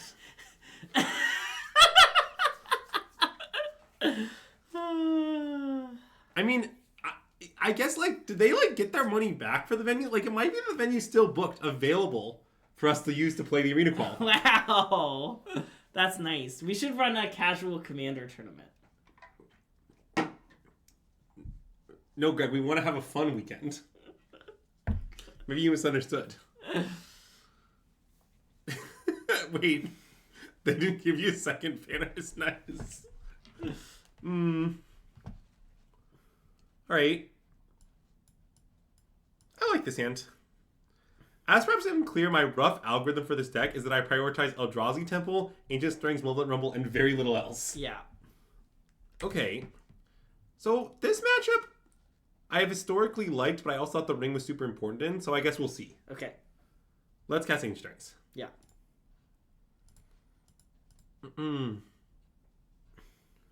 Okay, so this is actually a matchup where Ballista Blade is pretty good. Now, our hand isn't that conducive. Grayson, that's so great. Well, that is great, actually. I guess, though, the problem is that our alternative is taking Ugin? That seems bad. Or, like, Emrakul. But, like, basically, worlds where we at some point cast Kozilek's Command. Yeah. I suspect it'll be worlds where Ballista Blade will end up being good. Okay. I kind of think we should just take the Ballista. But... Yeah, I do too. It's not my favorite. Like, I don't know. If they just play the cat, we could just, like, kill it next turn. Well, that's only kind of true. I mean, you really want to get the blade. You want to do the blade thing. Okay, yeah, fair. But we're a lot of mana away from that, right? Yeah, I guess maybe we would. I guess we're not. If we just play blade next turn, then you can do it. We're pretty far from it. So do all the NRG decks just play this card? Yeah, but they don't. They often don't have 4 of them. Okay. So. Yeah, I guess playing Ballista for 1... Wait, are these sacrificed? Yes. Interesting. So, we could play a Ballista this turn, and the plan is next turn we play an Equip Blade, and, like, it becomes really hard for them to attack. Wouldn't it be better to this turn Ancient Stirrings into Blade? I guess just and then yes do is the the answer. Ballista Okay, next turn? I agree. Okay. Okay, wait a minute. Hold on. So now we need to think. So if we take the Broodscale... See, the thing, Grayson, is it was a little complicated. I'm not sure taking Broodscale is good. You want to take Command? Well, I don't know. It's pretty close, I think. I mean, the problem with taking Broodscale is... Okay, so the Broodscale combo is very mana intensive, is the problem. So, well, yes, I agree that if you top deck Broodscale and then top deck a banger, it's good. But, like, what if you don't? Then you need the Ballista to be your win con, so you can't do the Ballista ritual thing. Oh, so, I see, like, we play the Blade... So we need to be able to play Broodscale plus Equip Blade plus Activate, which is 5 mana. We only have 3 mana.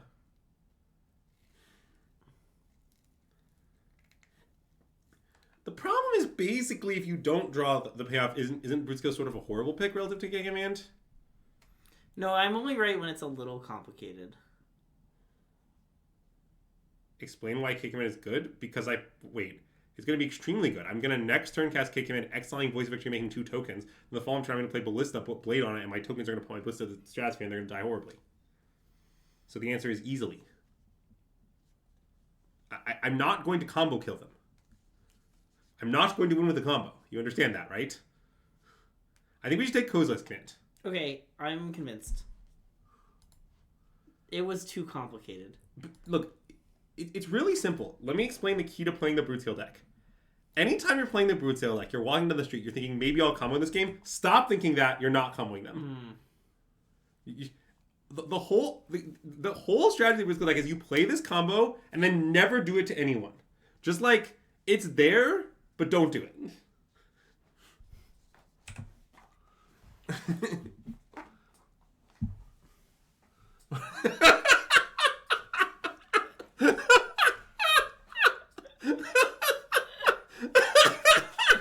No, what you should know is when it's really simple is also Greg. Andrew just says, well, it was actually complicated, but it wasn't.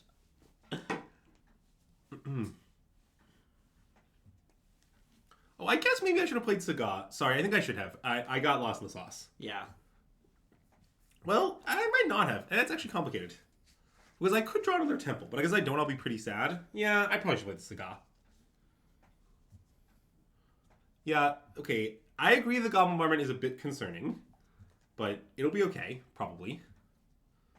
So what happens here is they get to smack us and grow the Guide of Souls.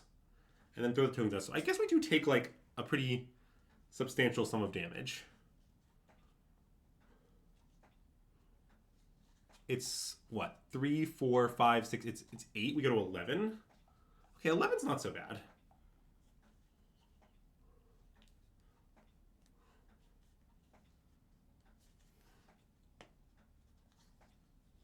I am not yet that scared, if I'm being honest.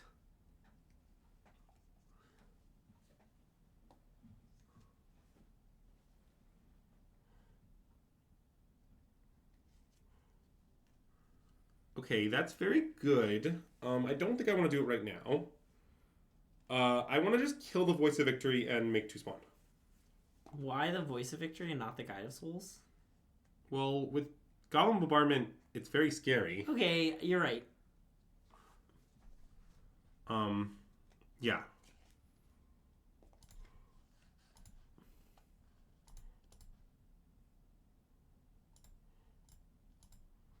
Make spawn. Yeah, I realized the kills our spawn thing pretty quickly. This is another example of it's really simple. So we go with the Andrew play. Yeah. Okay, good point. Do we have Needle? No, we don't. We do not have Magnetic Needle. I think it's pretty bad. Magnetic Needle. Also, okay, you don't need Needle to kill Goblin Bombardment. There's just Haywire Might just exists. Yeah. So, it's not particularly relevant that we don't have Needle. Like, in fact, it's kind of hard to name a modern playable card such that that's true, right? Like, it's like maybe impossible. That you can Needle, but not Haywire Might? Yes. What about, like, are there, like, any Planeswalkers in the format? Also, are we dead? I mean, not immediately. 5. I think we might be dead on board. Oh, okay. Well, if so, we'll find out together as a family. I agree. Because they sack the cat. Oh, I guess, wait, I didn't realize they all get to pump it. Wait a minute, that might mean we're dead. Yeah. Okay, I think we're dead. We're Omega dead. We were dead if they couldn't pump it, I think. Okay, well... I guess no, we were... No, we would have been, yeah. They can throw all their things for 3 more damage, so... Yeah. Oh, no, wait. Oh, no, so they would have been 1 so short. Down to 1. Yeah. So, notably, I guess, in the end, we did draw Ancient Stirrings, which is a probable kill cons. We might have lost our decision. Although, wait, because they had Goblin Bombardment, so it's weirder than that. Yeah, they would have had to sack both their things to stop us. Which unfortunately, but that doesn't necessarily win, because they untap, play a Johnny, flip it, and kill our Broodscale then. Yeah. Oh, no, wait. Well, no, sorry, Broodscale's dead, but they play Johnny, flip it. Yeah. I think it's complicated. Yes, I think that's what I think. Okay, Fire Magic is definitely good. This is definitely bad. SGF of Flage I think is good. Haywire Might is good. Okay, so we have to worry about the stupid Clarion Conqueror.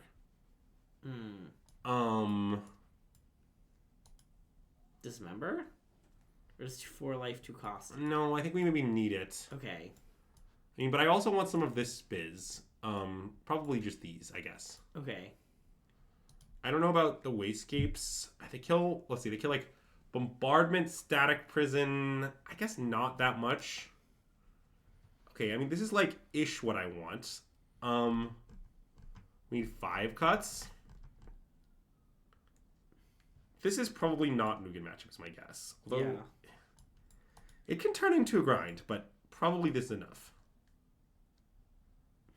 I don't know. The Clarion Conqueror thing scares me a lot. Like, okay, wait. I feel pretty strongly that I should not have 0 Emrakul. Yeah. Like, it's conceivable the right number is 1. Yeah, okay. The Fleshraker thing, this is complicated. I used to cut Fleshraker in this matchup before when I had the One Ring, but I wasn't that sure it was right even then. Fleshraker's a really messed up card. Yeah. I mean, it's definitely not insane to do it. God, what did I used to do? Oh. And I mean, I don't really know. I mean, I guess Chrysalis is kind of good.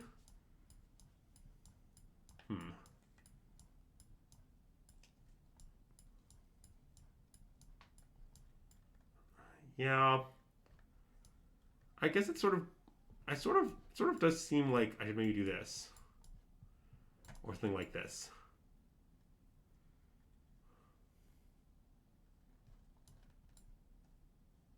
Some mix of these two cards. Maybe like that's a better mix? I don't know.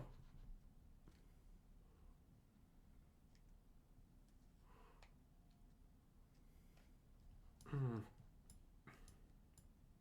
you want to cut a blade? I think I don't. Okay. Because I think the Ballista Blade thing is too real is the issue.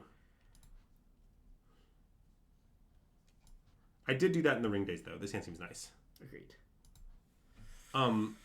Wait, I think Ugin might just... I'm not sure that Ugin is not just good, unironically. Like, I don't know. I think it could be right to leave it against NRG. They have a lot of annoying... Like, it seems like if you ever cast it, they just win, right? Yeah, I'm sort of of the opinion that Chrysalis is a terrible card. And therefore you should cut it all the time if you're not sure. Okay, let's say Kozil's Command. Nice. I mean, that is Blade Ballista, I guess, but I think we're too far from that and we Emrakul in hand. It seems like it's too good.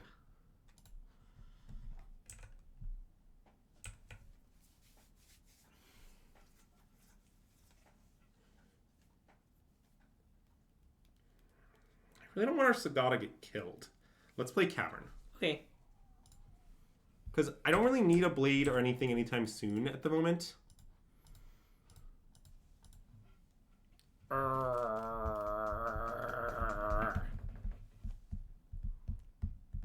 It's the return of everyone's favorite bit, malevolently rumbling. Let's take Fleshraker. I agree.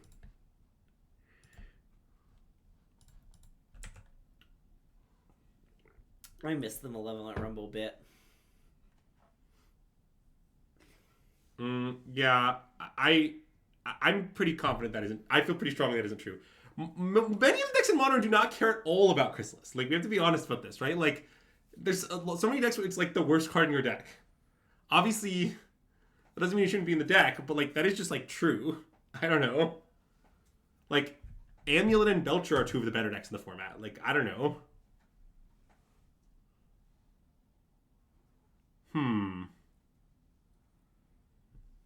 We should consider Dismember here. Seems good to me. I want to Dismember the Guide of Souls right now. Yep.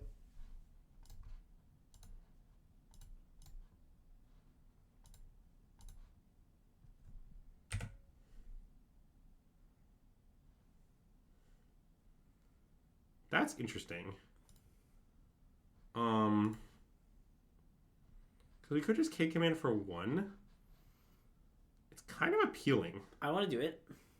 Yeah, like, obviously, it's a lot better to do with Fleshraker in play. I know all that, but like, if the problem is Fleshraker just plays right into a natural turn 3 Flage here, and then they're also gets attacked for a thing. It seems a lot worse. Well, and they get a thing off the Flage Lightning too.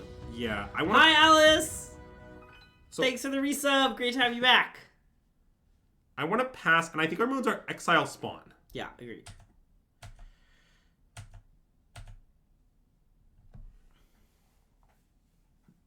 Oh, on my turn? Okay, I mean, I don't really know. I don't really know what I'm playing. Oh, yeah. Okay, you like waiting. Yeah, I don't see a reason to main phase it. Mm-hmm. I mean, like, I don't need a reason to wait till their turn. I need a reason to do the opposite. Also, I like the subscription with the message, hi. Can I just say that? Mm-hmm. Okay, I have a response.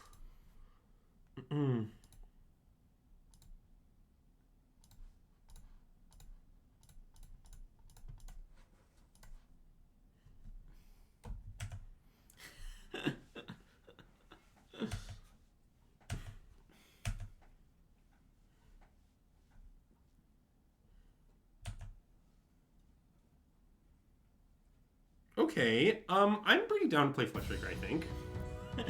Hi, Pupsa! Thanks for the subscription! Yeah, let's just do this. Yeah, I like that. And then I might be interested in playing of turning our spawn to a spawn and playing Blade. I think that makes sense. Yeah, it just seems like our mana's gonna be really tight. Like, I know we could play the Blade later and, like, go quote-unquote up a token, but it seems like that's really not gonna happen anytime soon. So I'm just down to do this.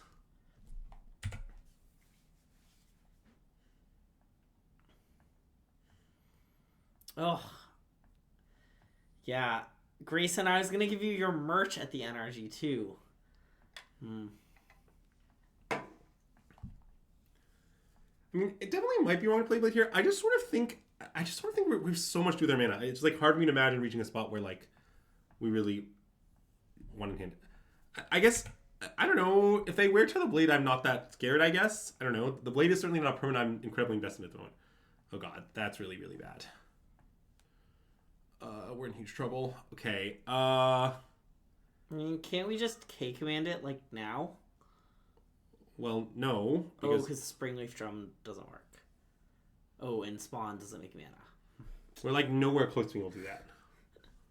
I mean, you sort of need to dismember this card or, like, bounce it with Wastegate Battle Mage. Okay, yeah. But...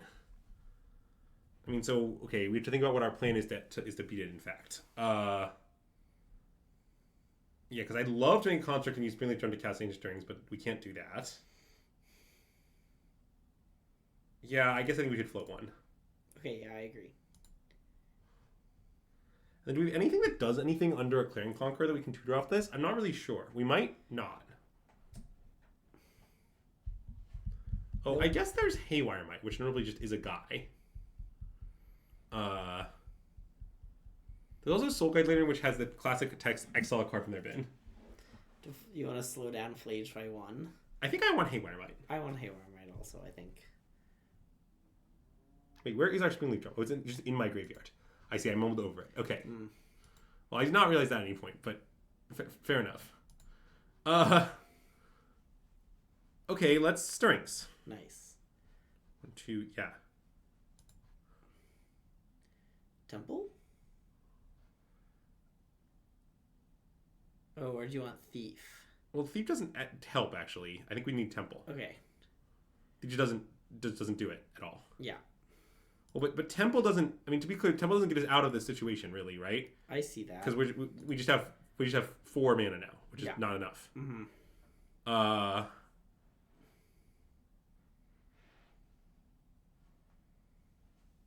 Yeah, I mean, so... No, I agree. Yeah, it is true that we have a little time. Also, our Emrakul is quite close to being castable. I want to be clear about that. Because the current count, let's be clear, it's 6 card types. The Emrakul costs 7. Okay, and there's no creature. Yeah. So we can put 1 in for free.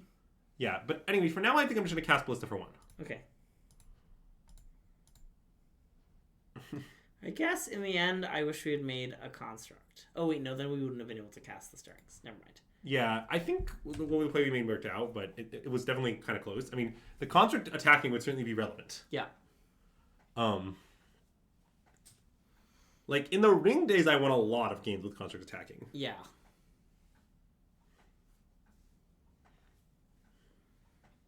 Yeah, it is true that if they draw land, though, they are in huge trouble. Mm-hmm. It's a classic, first we kill the Clan Conqueror, and then we kill them.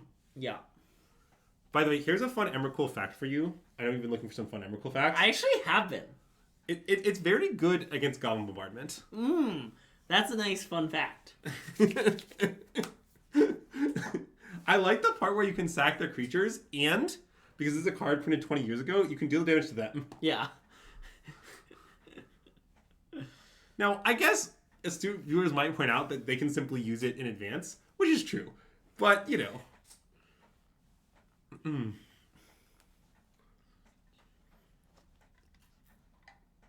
Why does Clarion Conqueror not turn off enchantments? Too many words? Yeah, that's a very valid question. I don't have a great answer for you. Wow, I should be playing energy. I didn't think of Goblin Bombardment as a grape situation. Yeah, I agree that next turn... Sometimes you just have to throw random creatures at their Tamiyo, because Tamiyo wants a grape. Oh, Okay, the Flage is scary. We definitely might need to consider some classic... Like, if we brick, we may need to consider the modes such as Exile Scry. Yeah. And hey, Flesh Eating Gnome, welcome to the stream and thanks for the raid. Huge shout out to everyone coming over from Flesh Eating Gnome stream. We're SystemMagic. I'm Greg. This is Andrew. We're playing some nice Broodscale and Modern and Morning NRG Minneapolis. Welcome. You know, it's always I'm Greg, this is Andrew. It's never this is Andrew, I'm Greg. Do you want me to say this is Andrew, I'm Greg? No, I don't care at all, but I wanted to bring it up. It's kind of funny.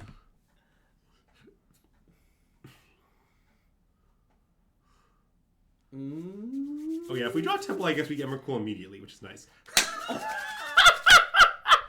Oh my god. Alright, so... Wait. Oh, you could just cast it. Emrakul, right? Oh. Let's do that. That seems better. Yeah, I guess I don't even need to do anything else. Yeah. I just cast Emrakul and then that kills all their stuff for me. Uh-huh. So... Yeah, that's a great way to kill Clarion Conqueror. Yeah, I guess... Should I think about this a little bit? Is there any reason to the other way? I guess the other way does let us... They will, like, get to bring back Flage on the turn. Yeah, I think it's maybe okay, though. I guess you could use your turn to escape Flage. Yes, I think I might do that. It, yeah, okay, just this to is eat fine. Their graveyard. We just okay. have a them.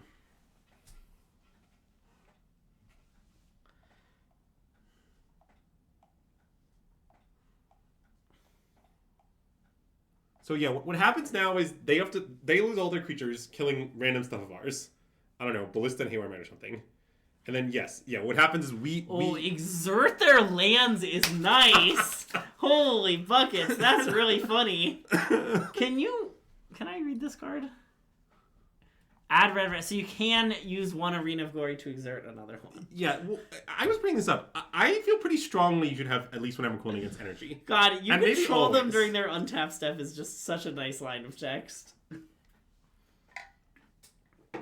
Like, you can't do anything during that time, but... You do get to control them, You're though. sure controlled. Well, it's nice because there might be extremely niche and weird effects that might be relevant. Yeah. Like, I suspect there are cards in Magic in which choices could be made in the untap step. It's not very many cards, obviously. Does the ability Inspired trigger in the untap step? Boy, do I not know that. I mean, well, the answer is yes, but it doesn't go on the stack till the next step, I think. Okay. Wow, choose your land to untap on a winner. Or, wait, you can choose not to untap a land, right? Oh, choose whether untap their Ghost Helm Courier.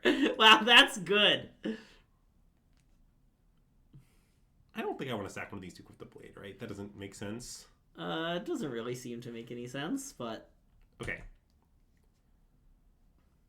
Okay.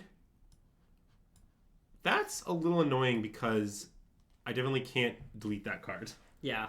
But okay, so let's delete their graveyard and their lands being unexerted. Okay, yes. So first we're gonna exert this land to add red, tapping this. Yeah. Okay, then we're gonna exert this land to add red, tapping this. Yeah. Okay, now we're gonna escape Flage.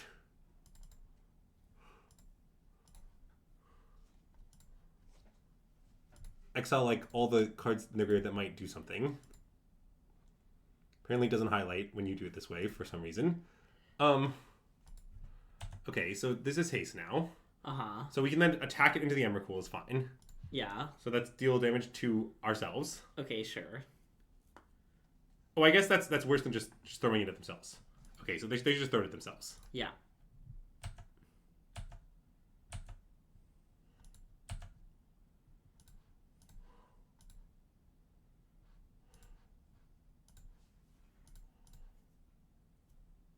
Okay, and then that's it.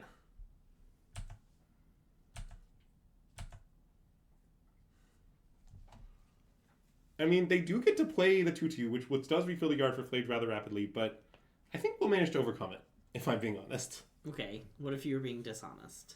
It's anyone's game. Nice. We missed an attack trigger. Oh, well, okay. What do you mean, would you say? Yeah, we missed a chance to deal them 3, and then have them gain 3. Yeah. I think what we missed is rather debatable, is I guess what I would say. Yeah. Okay, so I could now play and equip the blade to Emrakul, cast Closing Command for 4, which give up to 6 counters. I mean, it like very plausibly could kill them to do that, but I don't really know why I would do this. It seems to me bad to do. Okay, you want to just attack and pass? Yes. Okay, I like that. And I don't think I need to main phase this K command. I can respond to various biz. Yeah, I know. But I don't need to try to get lucky here. I'm winning. And, like, what they do will inform things. For example, let's say they drew the O-ring, the 1-mana O-ring, for our Emrakul. Then we would want to cast K command and look for, like, Boseiju, for example. Or Wastegate Battle Mage, or something of that nature. So... Did we not bring in the Wastegate Battle Mage? No, I did board them in. Okay. I certainly did consider not bringing them in, though. Okay, they're now exerting their 2/2, sure. Oh, is this because they need to make a flyer? I guess that doesn't work. Yeah, I mean, they do need that, but this will not achieve that, no.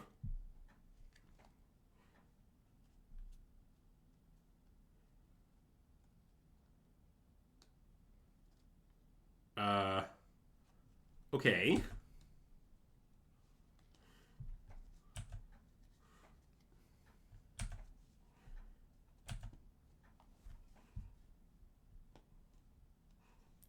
Did we die?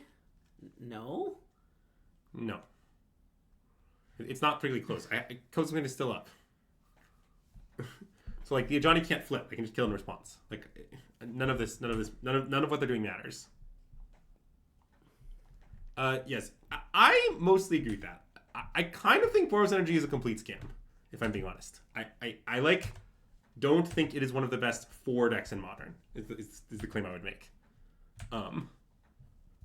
I just don't think it beats anything. It isn't a cap, but it is an angel, actually.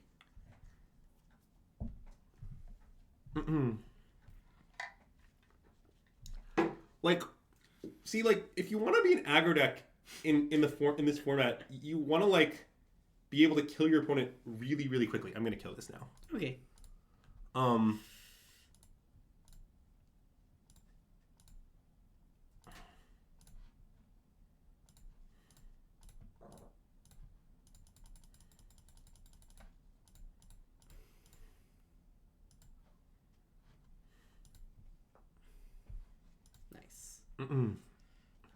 Okay, I'll board this back in only due to bullying. Okay. Good job, chat. That's fine. Do you want to cut, like, another Fleshraker or something? Also, I'd like to point out that where are the Wastegate Battle Mages? Oh, you're right. I'm sorry. I let the thieves in, but I didn't let them out. That's what I did. You're right. We got them, chat. Yeah. Well, I'm really not sure that's true. I'm really not sure who's favorite between Black White and Boros. I've never been sure of that. I don't think experts agree on that topic. Didn't we beat up on Boros with Black White when we played it on stream? Yes. Nice. I might do this. Okay. I mean, it is true that Ballista is purportedly good in this matchup, and I've had some positive experience with it, but I'm also uncomfortable cutting the last Fleshraker because it's the usual reasons. Yeah. And maybe the second Emrakul is bad. I think it might be good, though. Okay, I like this. Also, I guess on the Fire Magic thing, I'm sort of just a Fire Magic truther at the moment, or that's maybe inaccurate. I'm Fire Magic curious, and my early experience has been positive. Yeah. It's definitely felt good every time we've seen it in Modern. It was also pretty good in our limited stream last night. I've just yet to draw it and wish it was Pyroclasm. I don't know. Yeah. This thing of like, oh, well, maybe I'll want to sweep for exactly 2 on exactly turn 2. I mean, could certainly happen, but I just don't know how common it actually is. I think very commonly you want to sweep for 1/1, or sweep for 1 later and make another play. Yeah. And I have definitely used the 6-mana mode as well. But yeah.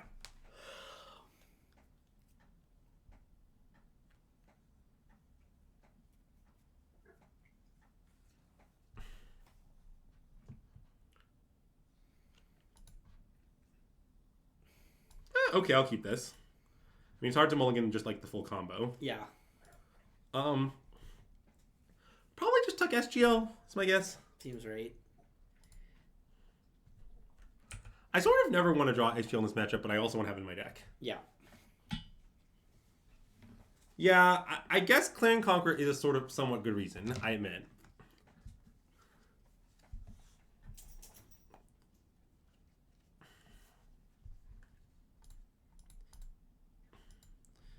But I really do think sweeping 1s for 1 is very good, is I guess the other thing I would say. But...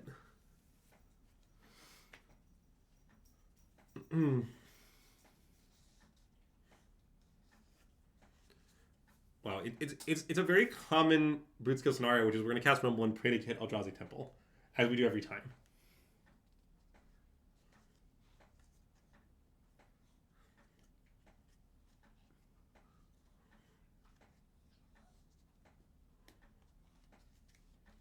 Okay, well, this is a somewhat good draw by them. Okay, this, I think, is very clearly a no Sagat angle. I don't want my Sagat to die much more than anything else. Yeah. Yeah. When my deck had more lanes, then I definitely brought up my Sagas sometimes. Okay. So, what do we do now? So the plan now is, I mean, we can try to win next turn because we control the spawn. We can go Broodscale equip, go for it, right? Oh, that's true. So the question is, like, given that we have that option, do we take, like, Chrysalis as a, like, sort of plan B? Would Emrakul, like, put some Fear of God in them?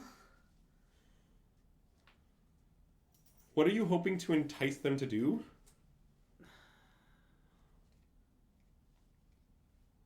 I don't know. Like, if they, for example, Thraben Charm might be their graveyard hate, and which would be bad for us if you entice them to hold up Thraben Charm. Oh, yeah, okay. Like, I think the intimidation is bad. It seems to me like the pick is supposed to be Chrysalis or Land. Yeah. But I'm not really sure which. I guess I think it's maybe Chrysalis. Okay, let's say Chrysalis. I've been told it's very good in this matchup. Okay. Okay, also read the song on one thing. I mean, I don't really know how to respond to that objection because my response to that I think would be, I don't know, have you considered that, like, you're just saying, I wish we had played this game in such a way that if our opponent has Weird Tear, we instantly concede on turn 1? That seems insanely aggressive. Like, I understand that it is possible that we will lose the game as a result of not doing it, but, like, I just think it's very bad to concede to Wear Tear immediately. Right. They also just might have Wear Tear in their hand. Yeah, it's very plausible. Yeah. We've no, like, so it's very hard for me to wish that. Like, I don't know, maybe Stockfish would analyze situation and, like, run the calculations and come to the conclusion that's right. But, like, it's like very, very, very bad if you end up getting Wear Teared. Yeah,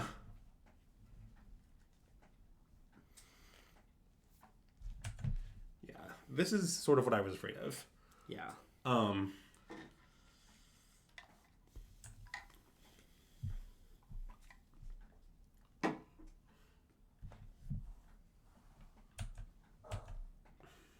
So do you want to block? I think no. Well, so they have a free throw. They're going to flip their Ajani, right? I guess that's true. So they're going to fling their cat at the spawn. And Okay. if they're going to do that, if we block the cat, Yeah. we take 2 less, but they fling the cat at us. I mean, maybe we hope they fuck up, but, like, It seems like we should block. Okay, you convince me.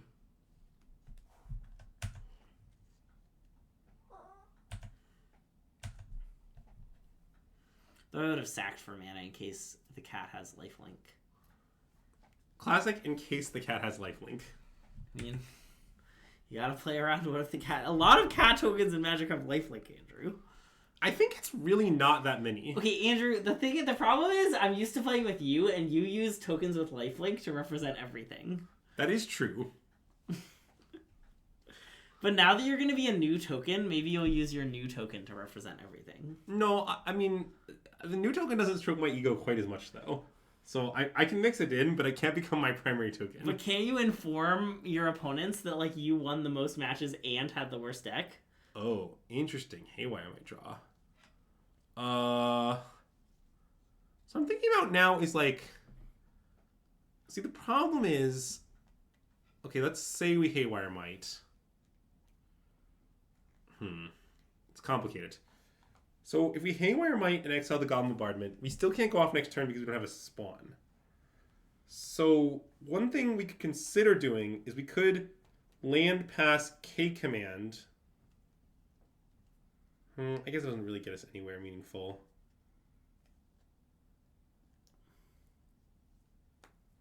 I mean, it's like, what I'm thinking is like exiling the Guide of Souls reduces the pressure on us a lot, which it does. Well, I'm not... I'm like making a spawn and exiling Guide of Souls is what I'm doing.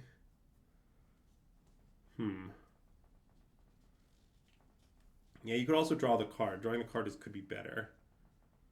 No.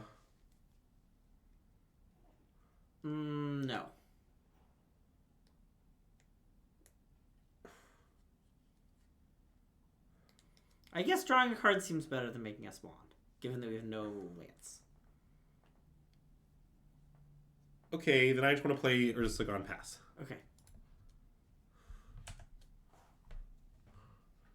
This, I would say, is a problematic situation that we've reached. I agree. For the record, one of my concerns about this deck in general is I thought that the Boros Energy matchup before was favorable, but relied very heavily on the ring. And I'm worried that none of this other stuff, Wake's hands, is enough. Yeah. Okay, let's respond. Yeah.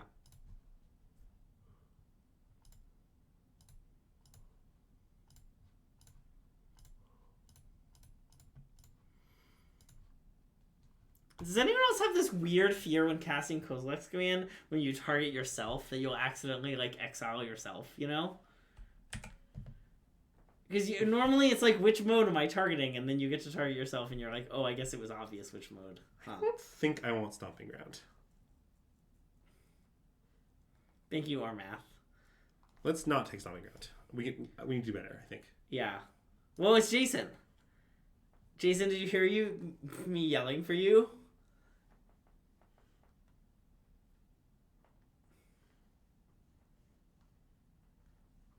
Yeah.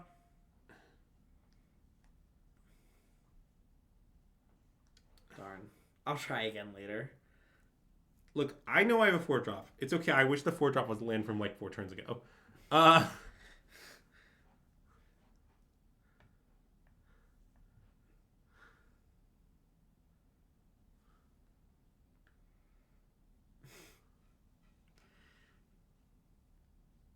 Wow. Holy crap, we are cooked. I mean, I could respond by casting Kozilek's command in some way. I mean, that seems maybe good. What would I do exactly? Like, exile Ocelot Pride, scry 1, draw 1? Let's go to the next game. Yeah. I'm done thinking about it. Yeah, good point, Grayson. Now back to the queue. Greg, don't hate on the queue. Oh no, the wheel? Oh. The people yearn for the queue. It's like waiting in lines. I was chatting with our good friend Katarina Rolf, friend of the stream. She's definitely a friend of the stream. And we were we were talking about unhinged takes in general, and I brought up our good friend Tristan Wade LaRue. Wow, he has some unhinged takes. And she asked for an example, and I explained the waiting in line story, and she really enjoyed that as an example. It's a very good example. And so, anyway, I told her that next time she sees you, she should ask for some Tristan Wade LaRue unhinged takes. Oh, I want to keep this hand, but it has some problems. I see that. That's fine. So you might want to get some ready. Wait. Is this a name I should know? It seems familiar to me, but I can't place it. Okay. Oh, great question about the waiting in line story. So Greg will explain. Tristan Wade LaRue, friend of the stream, lover of unhinged takes. My spiritual guide. Andrew's spiritual guide. My spiritual guide. Really a grand spiritual guide situation. He claimed that one of his favorite activities, period, is waiting in line. Huh. Why did he claim this? Well, he said that, like, when you go to do things with your friends, like, let's say you and your friends, like, agree to go out to... I need a brief pause. Okay. I want to play Broodscale and play Blade. I agree. Okay.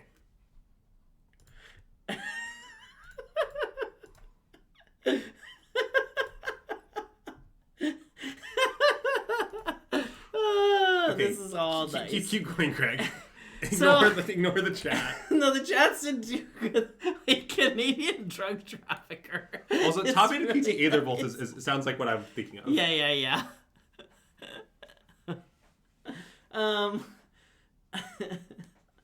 Should you ask ChatGPT? Okay, anyway. Are they dead? Yes. Nice. So anyway, so Tristan's take was, doing things with your friends is the reason you do things, right? Like, you don't, like, go to dinner by yourself, but you do it with friends, because really you just want to hang out with friends, you know? But if you're waiting in line for a thing with your homies, you all get to, like, stand in line together and have a nice conversation and chat and spend a bunch of time together. And, like, you're not forced to have an activity because you just get to, like, hang out, you know? That was the Tristan take. Well, it's sort of like, yeah, if hanging out with your friends and talking is one activity you enjoy anyway, it's kind of a free roll to just be waiting in line during the time. Yeah. So at the end, because then you get a nice prize. Yeah. I missed at the end you get a nice prize. Yeah. It's funny because the other activity is you just get the prize right away. No. I mean, if you're just in your house chatting with your friends, you don't get a prize at the end. Okay, yeah.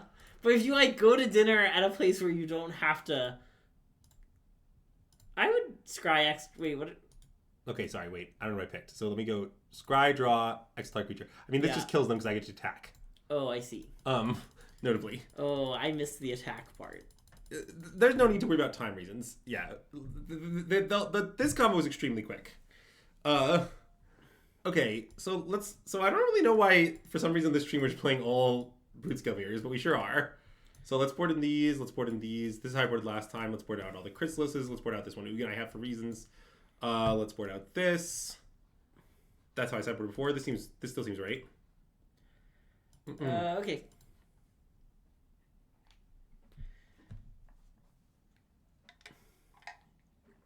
Wait, if you're waiting in line alone? Tristan did not state he was necessarily a fan of waiting in line alone. Invite a nice friend to wait in line with you. I'm gonna call up. Maybe next time I'm waiting in a line alone, I'm just gonna blindly call Tristan Wade LaRue. That sounds nice. Just be like, hey buddy. Well, wait, okay. I'm waiting in line and need some company. I want to explain some of the context of this. Okay. So the context this came up when we were at the GP in Denver. Yeah. And there was an incident where, like, people wanted to get ice cream, and Tristan was like, I'm not sure if I want ice cream, but then he walks into the ice cream place, and he sees the ice cream place line is really long, it's in the middle of summer. Yeah. And Tristan goes like, well, I'm definitely into waiting in line with you guys, but I'm not sure if I really want ice cream at the end. Anyways, I understand. I've chosen to do that. And that led to the Tristan's explanation of the line situation. Yeah. Any plans for Go to stream? No. This is my response. Look, a fundamental fact about our stream that you need to understand is that we have to believe in the deck at least a little. And by that we mean Andrew has to believe in the deck at least a little. Yeah, I want Saga. Definitely. And I just don't really believe in Goryos at all. It seems totally unplayable to me. Also, notably, we have 0 streams planned for the future. Well, yeah, that is also somewhat an issue. Oh, wow. If they just jam here, yeah, that's a good play. Because my hand cannot stop it. Do I, like, have outs? I guess I do. I can rumble and hope blocking works so they don't have a kill con. Yep. All right, brilliant plan. Okay, I mean, I'll take walking... Or wait, I'll take... So they're going to infinitely large Broodscale. I'm going to chump block. Wait, just go. No way Goryo's hits the proven stock deck tier, right? It definitely might hit that tier. Oh no, people really like it that much? Well, yeah, I mean, it is totally unplayable. People do play it a lot. Okay. Okay, wait, we have to think through our plan for next turn. I just want you to know I'm checking the goldfish on that one. So we chump block. I mean, I probably should take Wastescape, but it's not exactly a perfect plan. I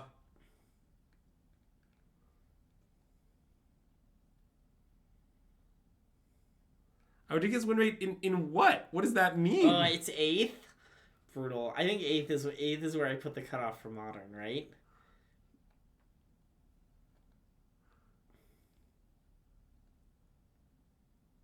Oh, this is really problematic. I don't know how I'm getting out of this, really. I guess it might involve K command for 1. Bust. Like, K command for 1, buy a turn, clean it up with the bounce mode. Or it might involve drawing chumping works, we draw Eldrazi Temple, we K command for 2. Okay, that's fair. So I guess I may be supposed to take... Should I take land then? Or should I take Wastegate? I would take Wastegate, I think. But... Yeah. Okay, let's take Wastegate. All right.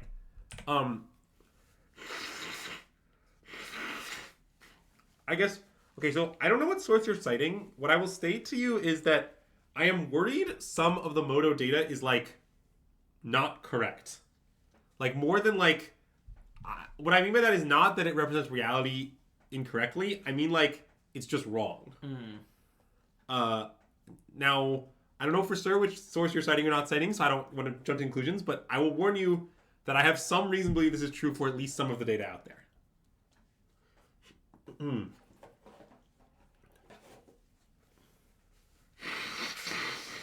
Do you think, given that they rumbled past Walking Ballista, we can concede? No, you're good, Keston. I think Goryos is definitely fine. No, it's fine. It's fine.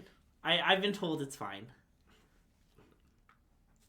We'll stream Goryos that you make us. You just have to understand that I couldn't believe in the deck less. The problem with the deck is that it's not very good at doing the Goryos thing. Also, it's had, like, multiple cards banned, and it wasn't that great to start with. What was banned from it? Like, Grief? Grief. That's a big one.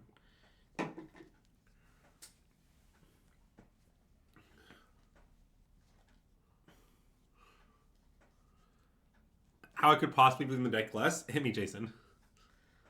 Play it? I feel like play it is the suggestion, but... I have faith in Jason's suggestion being more innovative than that. Okay, so it seems like they don't have... I was right! Me of too much faith.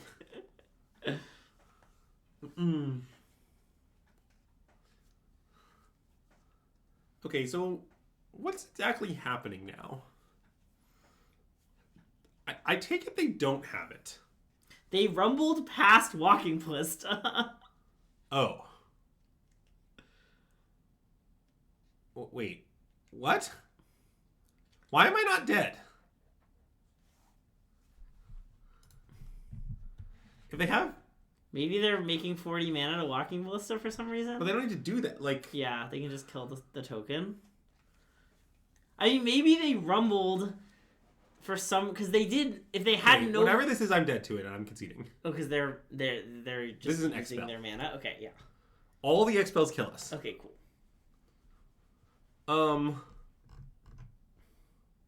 All right, go again. Yep.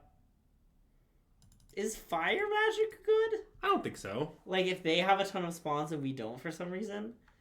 I think the answer is I don't think so. It's okay, Jason. I'm not sure we could beat the very large endless one. Yeah, I mean, I think very large animals would in fact beat us easily. I guess you can K command it really easily, huh? Okay, I understand. I think it would beat us very easily. Yeah. All right, I like this hand. Okay. Here, I do want to play... I might want to play... it's complicated. Playing Springleaf Drum on 1 has some appeal. Oh. But I guess the problem is, if we're going for a K command... okay, I want a Strings. Okay.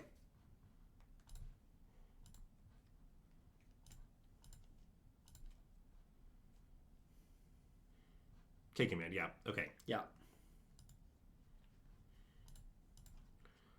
Well, what I sort of realized upon reflection is I just wasn't going to use the Springleaf Drum that soon anyway. And, like, if you use the drum to Ancient Strings, then you sort of haven't exactly gotten anywhere relative to not playing it. And then next turn, I don't know what our plan is. Maybe, like, Temple, Springleaf Drum, Ancient Strings? That makes a lot of sense. The Seiju who endures, huh? Sure.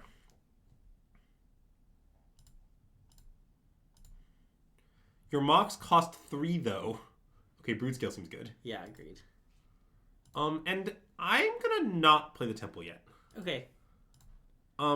This might be wrong. I'm not really sure. The idea is that I'm worried that they might, if they just like don't have a good play, Beseiju it. Yeah. And I don't want them to do that. If they hadn't shown Beseiju off that Stirrings, would you have still made this play? I don't think so. Okay.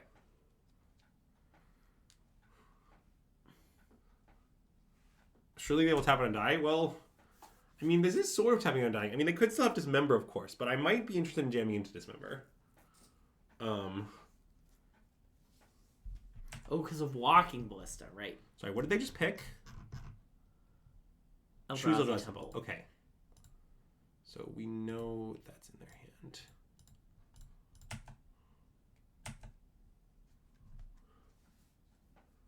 Whoa. Okay. Hold on, let's think about this. So now I can go Glaring Fleshraker, make a token, to have the token in the Springleaf Drum, to play Basking Broodscale, play Blade. Wait, how do you make a token? Oh, off Blade. So wait. No, off the Broodscale. So I play Glaring Fleshraker. Okay. Right? I use Drum in the main mana to cast Broodscale. That makes a token. Then I cast Blade off the token. But then Get a new token. But then if I quip... Wait, this doesn't actually kill them, right? No, it does, because you just have to play Ballista. I've listed the end. I've listed. Yeah. It does kill them. Okay, great. Let's do that. This is a great line. Yeah. It makes a ton of progress and threats to kill them. Yeah. So...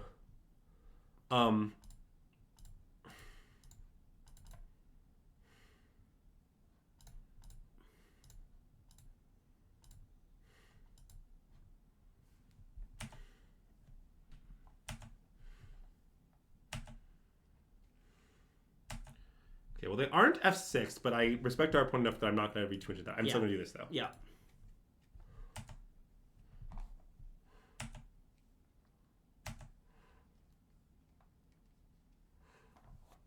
Yes, it is the turn 2 line and turn 3. Yes, that is right. Yeah, I want to quip, I think. That seems right.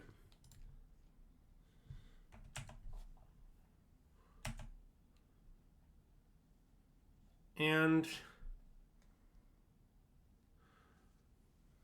yeah, it seems right to jam. I think it goes wrong, it just doesn't go that wrong. Okay, you're dead.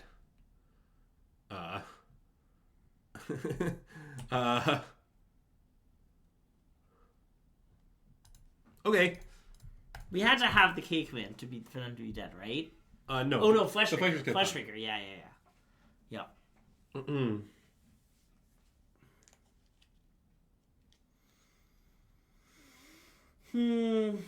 What a format, you know? See, Delectable Biscuit gets me. It's okay, Greg. You're a Modern specialist. And you're going to prove it with your best constructed record ever at the Pro Tour. Yeah. Sadly accompanied by an unlucky 2-4 limit with 2 good decks. Wow, brutal. Did I 2-1 in 03 or did I 1-2 both of them? It's a 2-1 in 03. Okay. You mulled a 5 a lot in the second draft. Damn, that's a bad beat. Yeah, I luckily will cleverly dodge the Pauper NRG bullet by means of Caitlin Clark. Nice. Am I qualified for more PTs? No, the thing about deferring a PT is you just lose all your AMPs forever.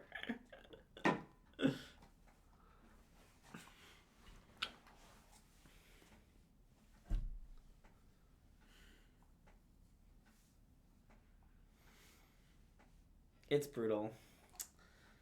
Yeah, I do want to go to another NRG soon because I want to take a picture of the banner. Okay, which NRG would you say you have in mind? Well, I don't know when that... I'll learn the schedule soon. Okay. Sounds like you want to play the Team NRG in Elmhurst. With MSJ and Nicole Tiffel? Yeah, maybe. Nice.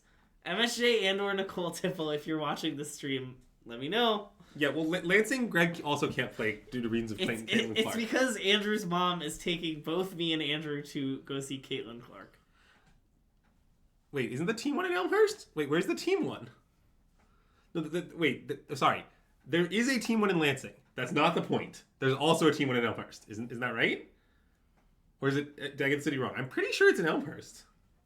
If you're being ruthless, how would you assign deck... If it was sealed modern standard... MSJ, Nicole, me. Like, you're the coach and you're trying to win the tournament. Sorry, what are my 3 formats? Whatever. So wait, it's sealed, modern, and standard? Let's say it's that.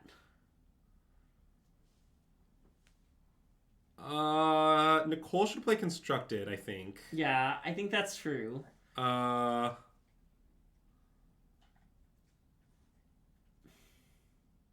I think Nicole should play modern, MSJ should play standard, and you should play sealed. Really? Okay. I was wondering if you were going to put me on standard because of, like, the stream. It's complicated. But, like, MSJ will prepare is the thing. Yeah. MSJ will practice. That was my thought. Yeah. Where I'll only practice if you let me play limited. Yeah, that was my thought. I might practice if you let me play standard because I can play it on arena is the thing. Well, I know. You and MSJ are hard. Well, yeah. I mean, on that team, what you should know is Nicole's playing modern 10 times out of 10. Yeah. Also, Jason, to be clear, I've consulted neither of my potential teammates about this event. Well, glad you asked, Jason. It's in Elmhurst. Because if Jason wants to go, I might not get Nicole is the problem. Okay. I also want to be clear that I don't actually have a team for this event. Okay. the event in question. I see. Basically, I'm going to play the event, and I'm going to play the sealed seat. Yeah. Those things are established. Wait, what if it's you, me, and MSJ then, though? Okay, but I really want to play the sealed seat. Like, I don't really care. Like, I mainly want to play the event so I can play the sealed seat. Yeah, okay. And I guess what you should know is I have, like, a vague handshake agreement with someone I might team with. Yeah, I know who But I wouldn't say I have a team, per se. It's a lot more vague than that. Anyways, in fact, one of my plans, which I haven't actually executed, but just for your edification, Jason, one of my plans was to ask if CFT was interested in this event. I was actually considering that line because they expressed interest in playing more NRGs. Nice. Was CFT coming this weekend? I don't think so. But, anyways. Wow, Jason, you want to team with me and CFT where I'm the sealed seat? Thoughts? I promise I don't care what decks you guys play. That's really funny. Well, I just want Jason to know that, you know, it's an NRG. I'm not stressed about it. You know, like they can play anything they want.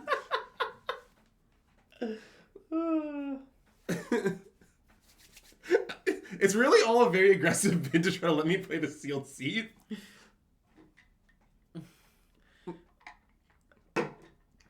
What are the questions? Oh, your favorite your favorite song from the musical 6. Oh god, yeah, that is true. You want to play the sealed seat though? Oh no, disaster. Truly a tragedy of the commons. I like the idea that all these PT players really want to play sealed, and they all have to find people to play constructed, and it's just like the most competitive sealed tournament you've ever seen. In yeah, it sounds great. With like Wait, isn't this the person we just played? Yes. So it's this means I think it's a new league for them. Okay. Because you can't play someone in the same league. Okay. So they could have switched decks. They also could not have. Okay. God, it's so funny that it says what you roll. You rolled 6-sided dice. Yeah. Is it more than 6 sides? No, it's 6 sides. Okay. Like it could be sometimes a it ties 20-sided and it die. re-rolls. Wow, that's so funny.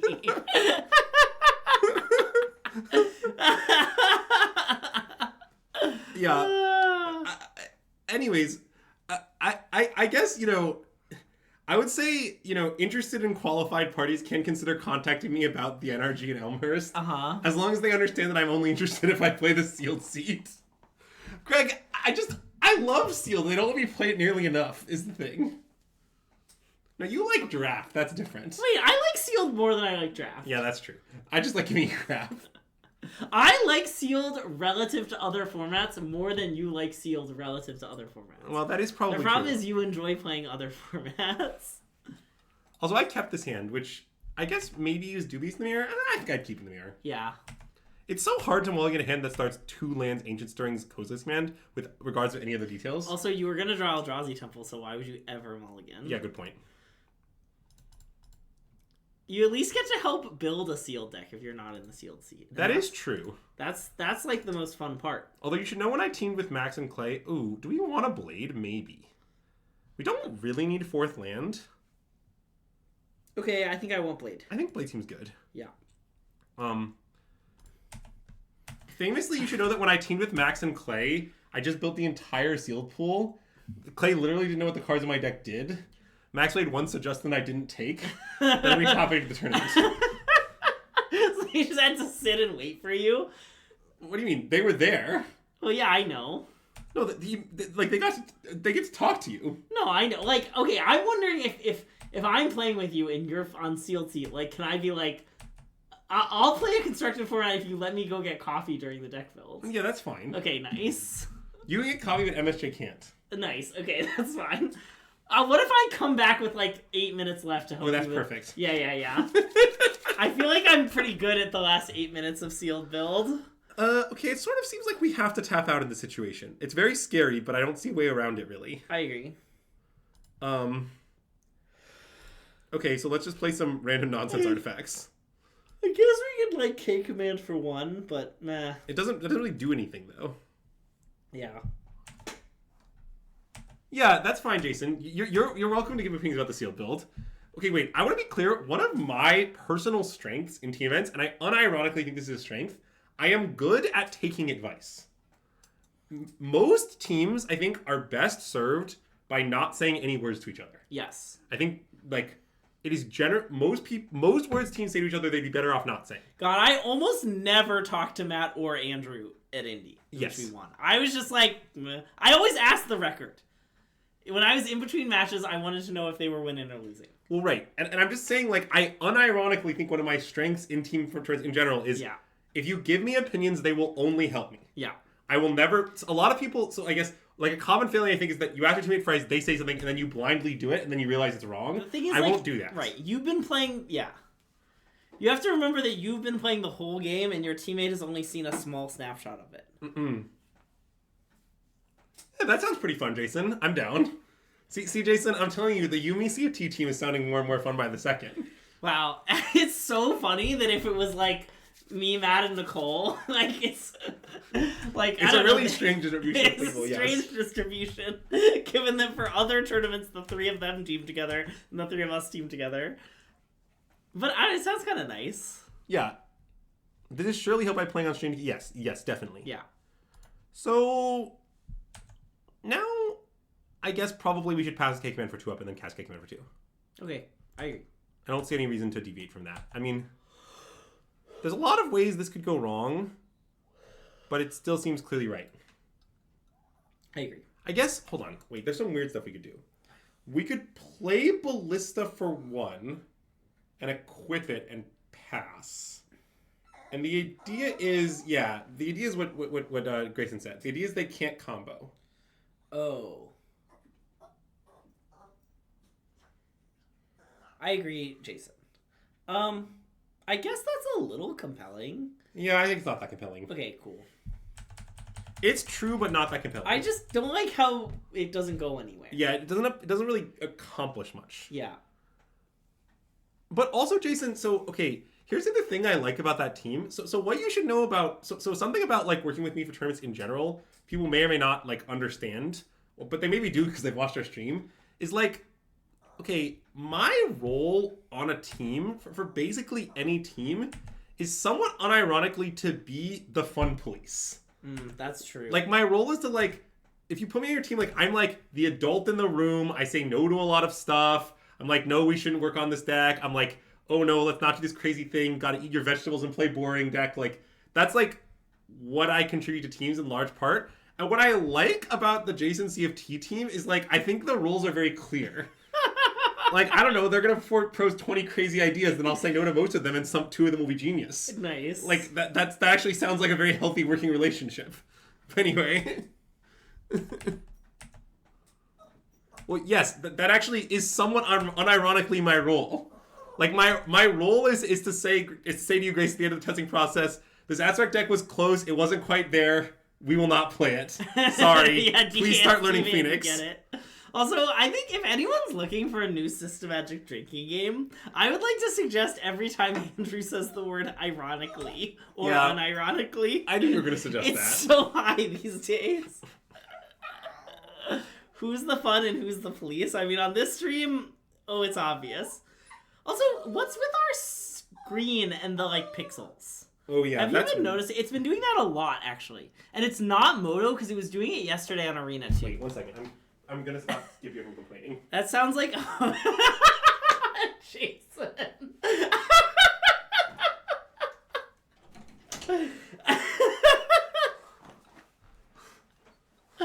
Jason having your fun police is so great. Yeah. I guess I have no defense. I've been decidedly owned. Yeah. Okay, well this I think kills us immediately. Oh. Yeah. That kills us immediately in a sense. I mean, I guess I won't concede like right away. God, I'm so dead. I'm down to concede. Let's not concede this farce. Well,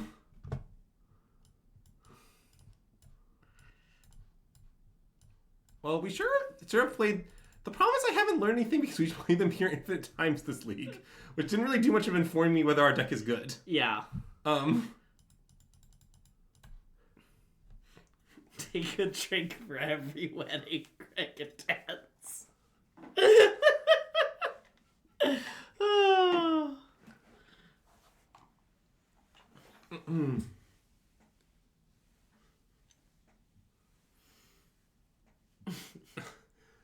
Well, I will say I did actually talk to Azize about this. I think Broodscale is favored against Neoform.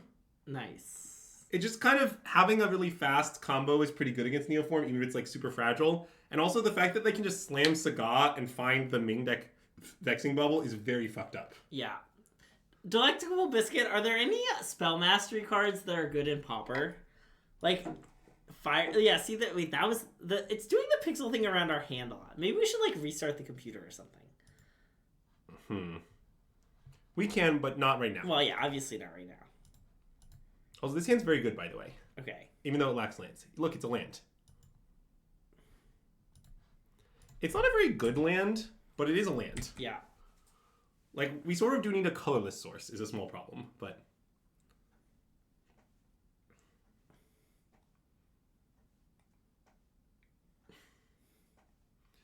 Yeah, it is not a bad land. That is true.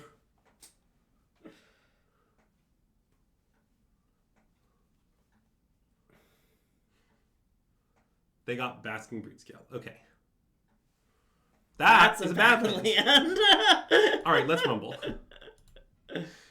That's got to be right? Yeah, it's right. You are really committed to this fairly medium bit. Have you ever seen our stream before? I think I want Springleaf Drum. Yeah, I agree. Yeah, because like one thing we might do is to play the Fleshbreaker off the spawn, and then like Lotus Petal Arbor Sage, you play Springleaf Drum. Yeah. And then maybe even play Broodscale after that. Like, that's a pretty nice turn. Lightning Bolt is legal in Pauper? Well, wow. I guess Pauper's like broken, right? It's a weird mix of broken and awful. Okay. Because there's like Bolt and Brainstorm and Dark Ritual. I guess there aren't good lands. So like, do you have to play monocolor decks? Like, all of the creatures are kind of horrible. Okay. But the spells are really broken, and the mana's horrible. Okay. Yeah, that's the gist of it, though. I see. But the spells are like hideously good. Okay. Like, Brainstorm is legal, Counterspell is legal. Like, they're really good. Oh yeah, Lightning Bolt is legal. All of the spells are obscene. Anyways, let's play Flaming Fleshbreaker, shall we? Okay, I like that. God, Forest is such a funny draw.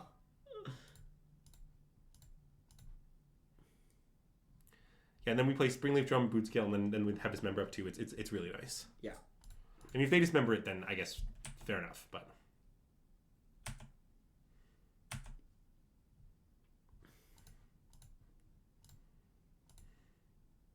I guess that's not their own tap, huh? Yeah. I mean, I don't think it's incredibly important, but yeah, I agree. But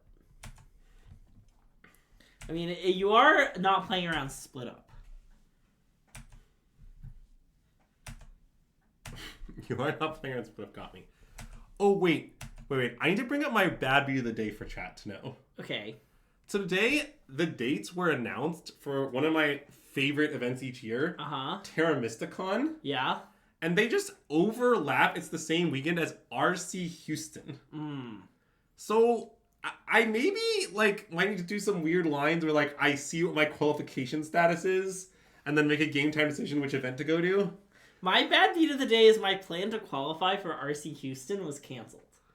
That is a bad beat. I admit. But yeah. It's really bad for my good friend from college who lives in Houston. Because it means I might not go to RC Houston, and I was excited to see my good friend from college who lives in Houston. Yeah, Jason, you do make a compelling case. See, it famously is true that Terra Mysticon is one of the greatest events each year. Yeah, Andrew does love Terra Mysticon, you know? Well, it's so like, okay, like here's what you have to imagine. Like I'll like let me set the scene for you. Please do. Okay. I'll close my eyes. So, you know, everyone's gathered around for the awards ceremony, you know? You're in this big room, you're all in the crowd. Yeah. Like, the person goes up, they're one of the best players in the history of Terra Mystica, like one of the best players in the history of the game. Yeah. They worked, like, extremely hard for years. They finally have emerged on top of, like, the big event at Terra Mystica, which is the Terra Mystica World Open, which is an incredibly competitive tournament. Yeah. They get almost nothing for this. Like, they get, like, a board game, okay? And they're so invested in the result, like they're like crying on stage, because like the tournament means that much to them, even though the prize is nothing. Yeah, like that's what Terra Mysticon is like. Like everyone is super invested in like the game and improving in the tournaments, and there's no stakes. It's extremely pure. I don't know. I mean, that's true, DKSD man, but you would never know, as I've never trophied on stream. You know. Is there also a Guy Project Con? People do play GP at Terra Mysticon, but it's definitely a sideshow. Like, I play no GP events every year, and I go to Terra Mysticon every year. Because I think it's substantially inferior. But, yeah.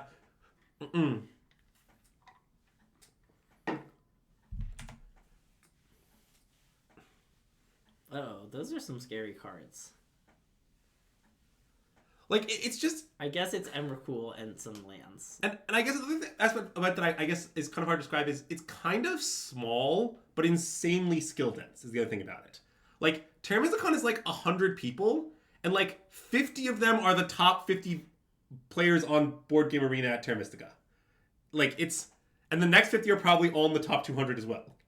Like, it's very, very strange event. I wish they counted the card types for us, since we know our opponent now has Emrakul in hand.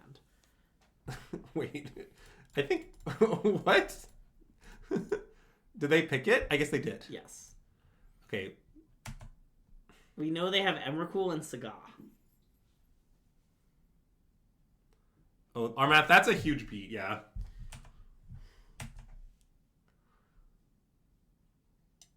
Okay. So, like, what are we going to do about this Emrakul? Let's do some counting. So they have 1, 2... Sorcery land instant. Sorcery land instant. So they have 3 types. I guess that's not that many. So Emrakul costs 10, right? And they have 7. Yeah, we need to, like, aggressively destroy their mana sources. But it's fine. We have the tools to do that. Okay. So let's start by casting Thief Existence, Exiling Springleaf Drum. Okay. Because, like, we don't really have a plan other than, like, you know, destroying their lands and then, like, figuring it out with normal beatdowns. So, and I don't think we can afford to dismember, probably, but we can Beseiju the Eldrazi Temple. Yeah. It's like, let's just do this and then, like, maybe just attack. Okay. Is this an adapt angle? I think it might be an adapt angle, yeah.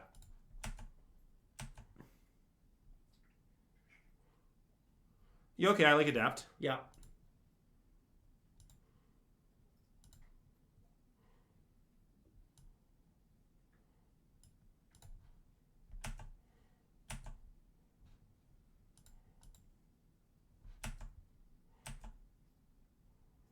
Okay, and then... Yeah, I think I just want to sack a spawn to kill their temple. Okay, yeah. Also, how many forests does this deck play? Oh, Stomping Grounds is a card they can find. Yeah, that is not a relevant consideration, I think. But beautifully playing on split up. Yeah. Yeah.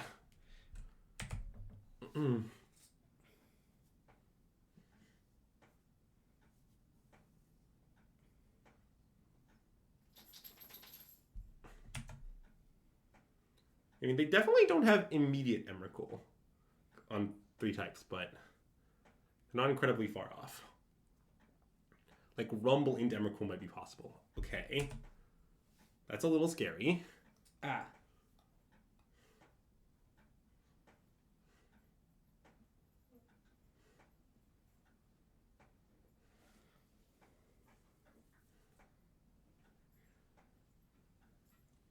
So now I could dismember the Flesh Raker. Is that good? I kind of think they're going to go for it. Yeah. Okay, let's let it resolve. Yeah.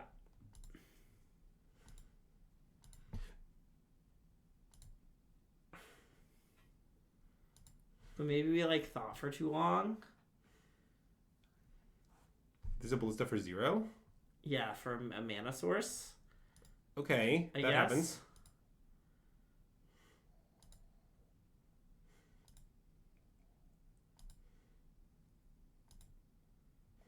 I guess I don't really understand why they did that, but...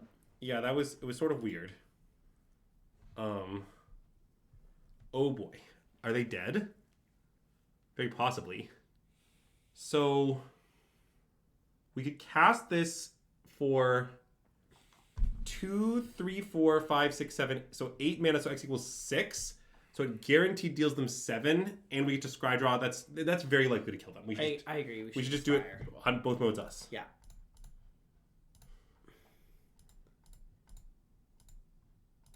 And I'm not even choosing to exile myself. Yeah.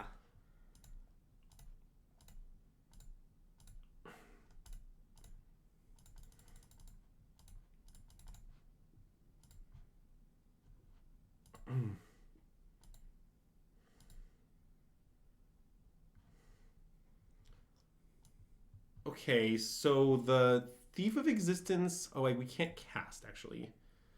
Is a bit But does awkward. Oh. I guess Blade Soul Guide just kills them. Oh, Soul Guide. Well, I guess Blade kills the combo, but yes, Soul Guide also kills them via damage as well. Yeah.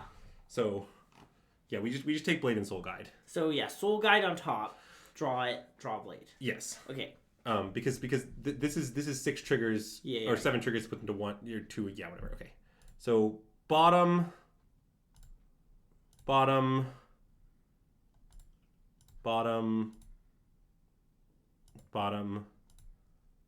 top.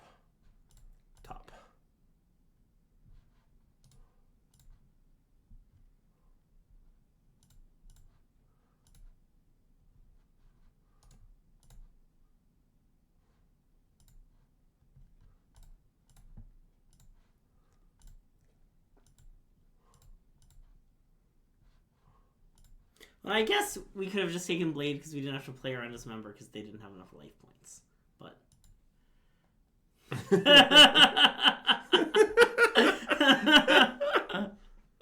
Well, this is like when Andrew was like, maybe they don't have it last game when they rumbled past Walking Ballista while comboing. It's like, they definitely have it. You never know when they might not have it, Craig. Also, I think this hand is keepable. It's pretty good, actually, I think. Okay, I agree.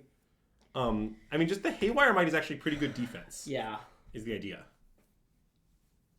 Attila agrees. Wow. Charmeleon also agrees. I mean, I love that we might get to Stone Rain them. I'm trying to figure out if that means we shouldn't play Haywire Might to like not like tip our hand. Oh, you realize that we're playing the person we played a few minutes ago? Yeah. Yes. Or do you know this person? Well, they top-aided PTA the Revolt, so we learned. Well, yeah. I'm not sure Shadow Titan was playing Magic when PTA the Revolt happened. I guess I'm happy to just play Beseiju Haywire Might. Okay. I think maybe we don't need to get too fancy. Like, I guess that like lets them convert Dismember into not having land destroyed, but I guess I'm just pretty okay with that. Dismember's a pretty valuable card.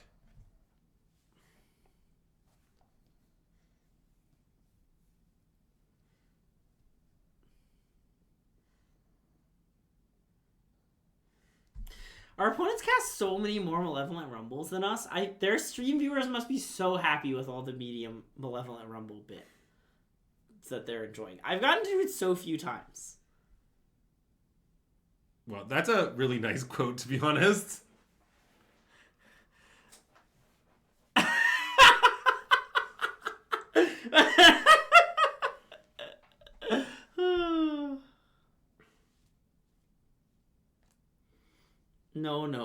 No, Jason. It's not Aether Drift. So they chose Beseiju. Which is good to know. Are they going to Beseiju or Haywire? I mean, they can do that, but like, that still gives a land differential of 1. Yeah.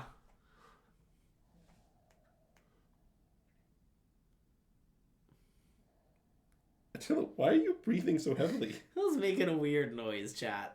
There's no way you can hear it. It was a really quiet, weird noise. But it was a weird noise, for sure.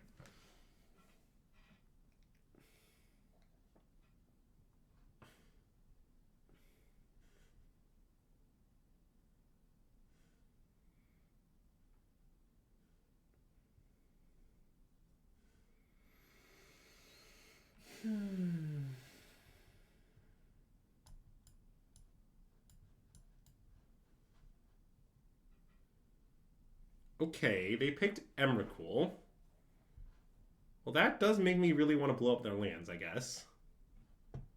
I don't know. I think I want to kill the Saga. I really want to kill the Saga, yeah. Like, yeah, this seems right. Yeah. So, just kill the Saga. And I think I'll then just play Soulguide Lantern in Exile. There's a Saga. Oh, because of types? Yeah. That seems nice. It's a classic Exile Saga followed by Exile Saga angle. Yeah. Missing a point? Oh, you're right. That's fair. I apologize. Oh, yeah.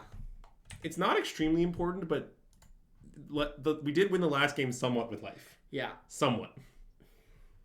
I mean, it wouldn't be accurate to say that if they had more life, the result of the game would be different.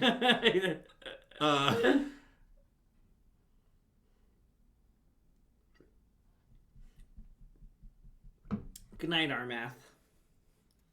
Temple. Okay, so they now have these 3 known cards. Okay. So we do know a lot of their hand. I guess we know that they're like disturbingly close to Emrakul, huh? Should we do some sort of Emrakul count? I guess we're rumbling regardless. Let's rumble. Yeah.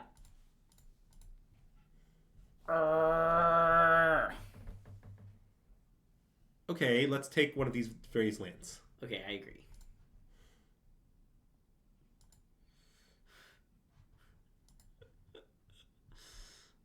And I guess I'll play this Blade. I don't know. I mean, they can kill it with the Haywire Might, but that's fine. I agree.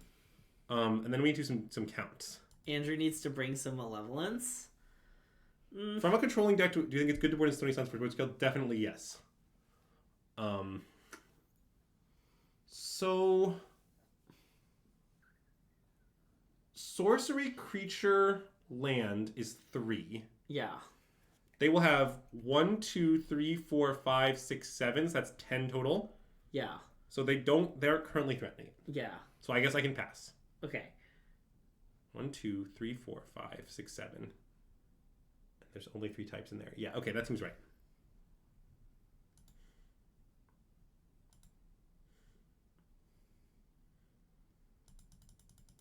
Yeah, I mean, I'm not saying put Stony Silence in your deck, it's the be-all, end-all. I'm just saying I would board it in. Yeah.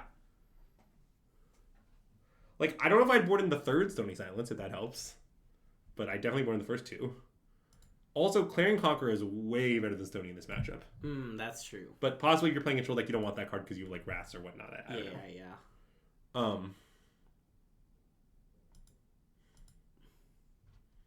Yeah. That's concerning. These are 2 of their cards. That's not the play Beseiju, is it? No, definitely not. No, they have a Beseiju in hand. Okay. I'm confident.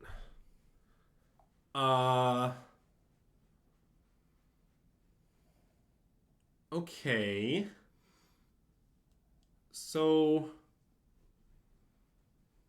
let's see.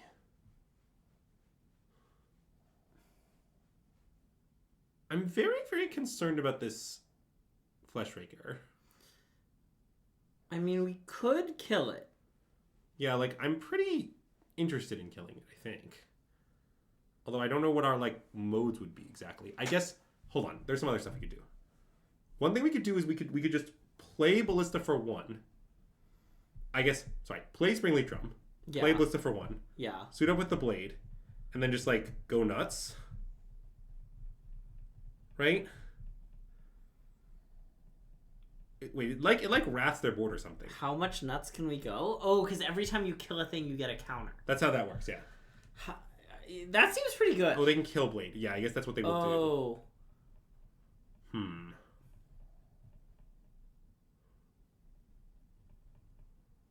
Okay, let's play. So maybe we just cast it for 2, and then we We could cast it for 3.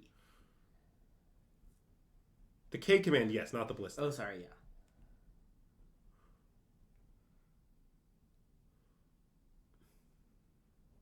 Well, if they Besage you it, I'm less scared of that. But okay, I want to play Springleaf Drum, I think. Okay. This is what I've determined. Okay. All roads start with cast Springleaf Drum. Agreed. And I think I do want a K command for 3 this. Okay. And I think I want my other one to be Scry Draw, but it's kind of complicated. Sure. And it might be once Saga is in their graveyard, we should exile their graveyard, although maybe we don't get enough priority to do that. We don't. Okay. So then, wait, can we count? Can we do a little bit of counting? Yeah. So they'll have 1, assuming they make mana with the Saga. It'll be 4 types. 2. Won't it be 5? Oh, 4. So wait, 1, 2, 3, 4, 5, 6, 7, 11. So if they have another temple, then they get to Emrakul. Well, and they can, if they use Haywire Mountain end step, then they're just there. Oh, that's true. Yeah, we can wait and see if they make mana. That's true. But okay, regards that, I want to exile this, and I still think I want to take that. Okay, sure.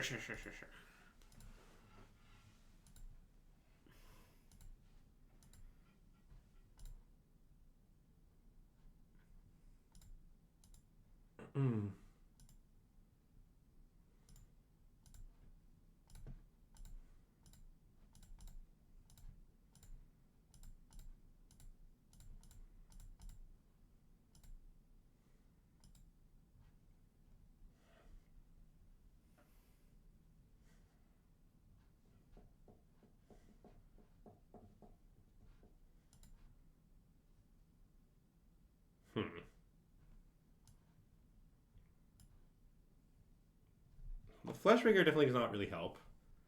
The Forest does not really help. Rumbles may be good. It's kind of free. Okay, let's take Rumble.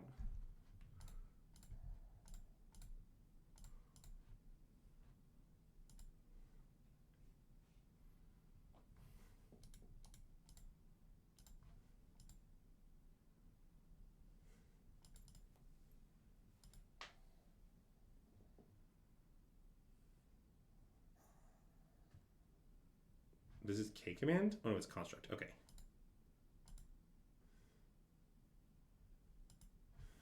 I mean, yeah, them turning a spawn into a construct is definitely good for the Emrakul situation? The Emrakul situation. Yes. It is a little bad for us dying situation. Well, yeah. I mean, we're sort of losing on Alaxes is the problem. Yeah. Well, yeah, I mean, the Bloodghast thing did almost come up. Also, I was there when Olivia Voldaren was good in Modern. I want to be clear. I was not. Greg was not. Just me. So yeah, if we let this resolve, they're just going to Emrakul us, right? Or is that true now? Wait, no, so it's now it's definitely not true, right? So now this will put them up to 4 types. Because no, creature, sorcery, land, enchantment. Yeah, 4 types. 4 types. So it'll be 4 types. They'll have 1, 2, 3, 4, 5, 6. So no. No. So even if they play Eldrazi templates. Great. Yeah. Not that means that we're necessarily doing well, but... Or they should have the combo on top of everything else? Okay, I mean, that will kill us. Fleshware again. Okay. Bad, but not we die immediately bad.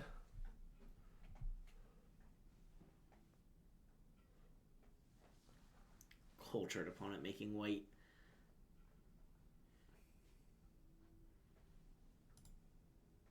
Okay.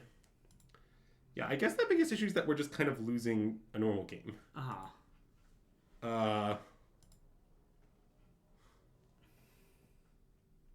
It's a fairly big issue, if I'm being honest. Okay, what if you were being dishonest? It's not a problem at all. Nice. Hardly an inconvenience. I love that it's not a problem at all. No one plays 2 drums. That would be ridiculous.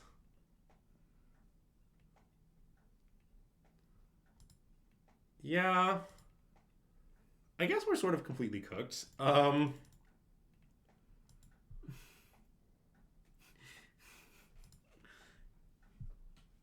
I was gonna say make a joke as a response, like Andrew lies a lot, and then I realized, Andrew doesn't really lie that much. No, I don't really lie much.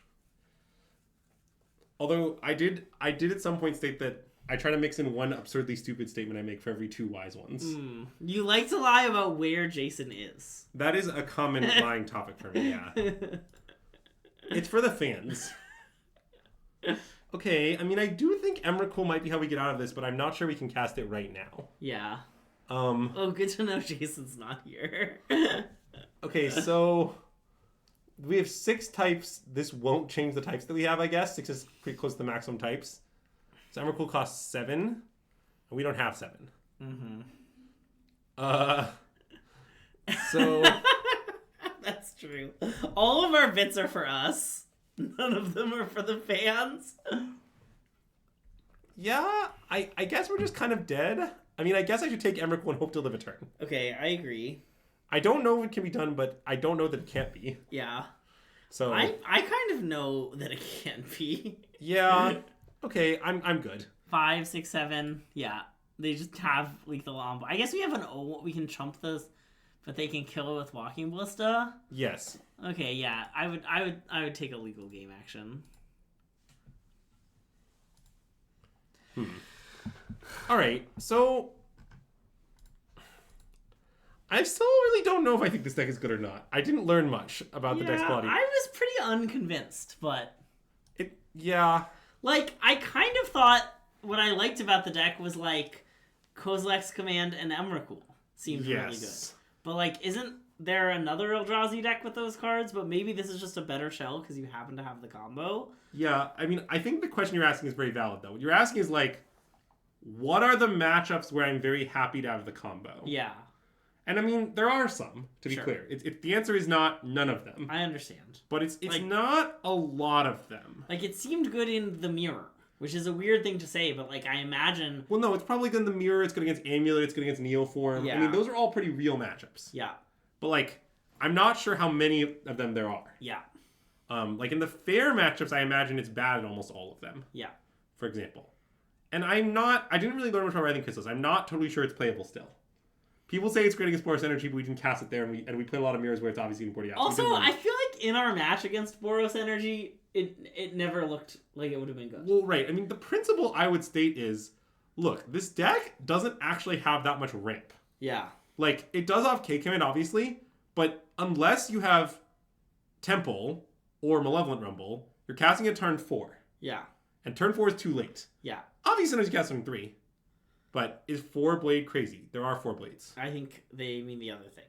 Is 3-Blade crazy? It's not crazy. I boarded out the 4 in some matchups. But yeah, the Writhing Chrysalis, I'm not convinced. But anyway, I think that's about going to do it for this stream. Yeah. So our streaming schedule going forward, chat, is unclear. Is what you should know. It's up in the air. Yeah. Notably, I'm going to be out of town for a little while. And so... Yeah, basically, Greg's going to be out of town next week. There might be some guests. We don't know. Yeah. Have you talked to MSJ about early access? No, I haven't done that. Okay. But it'll probably happen. Okay, nice.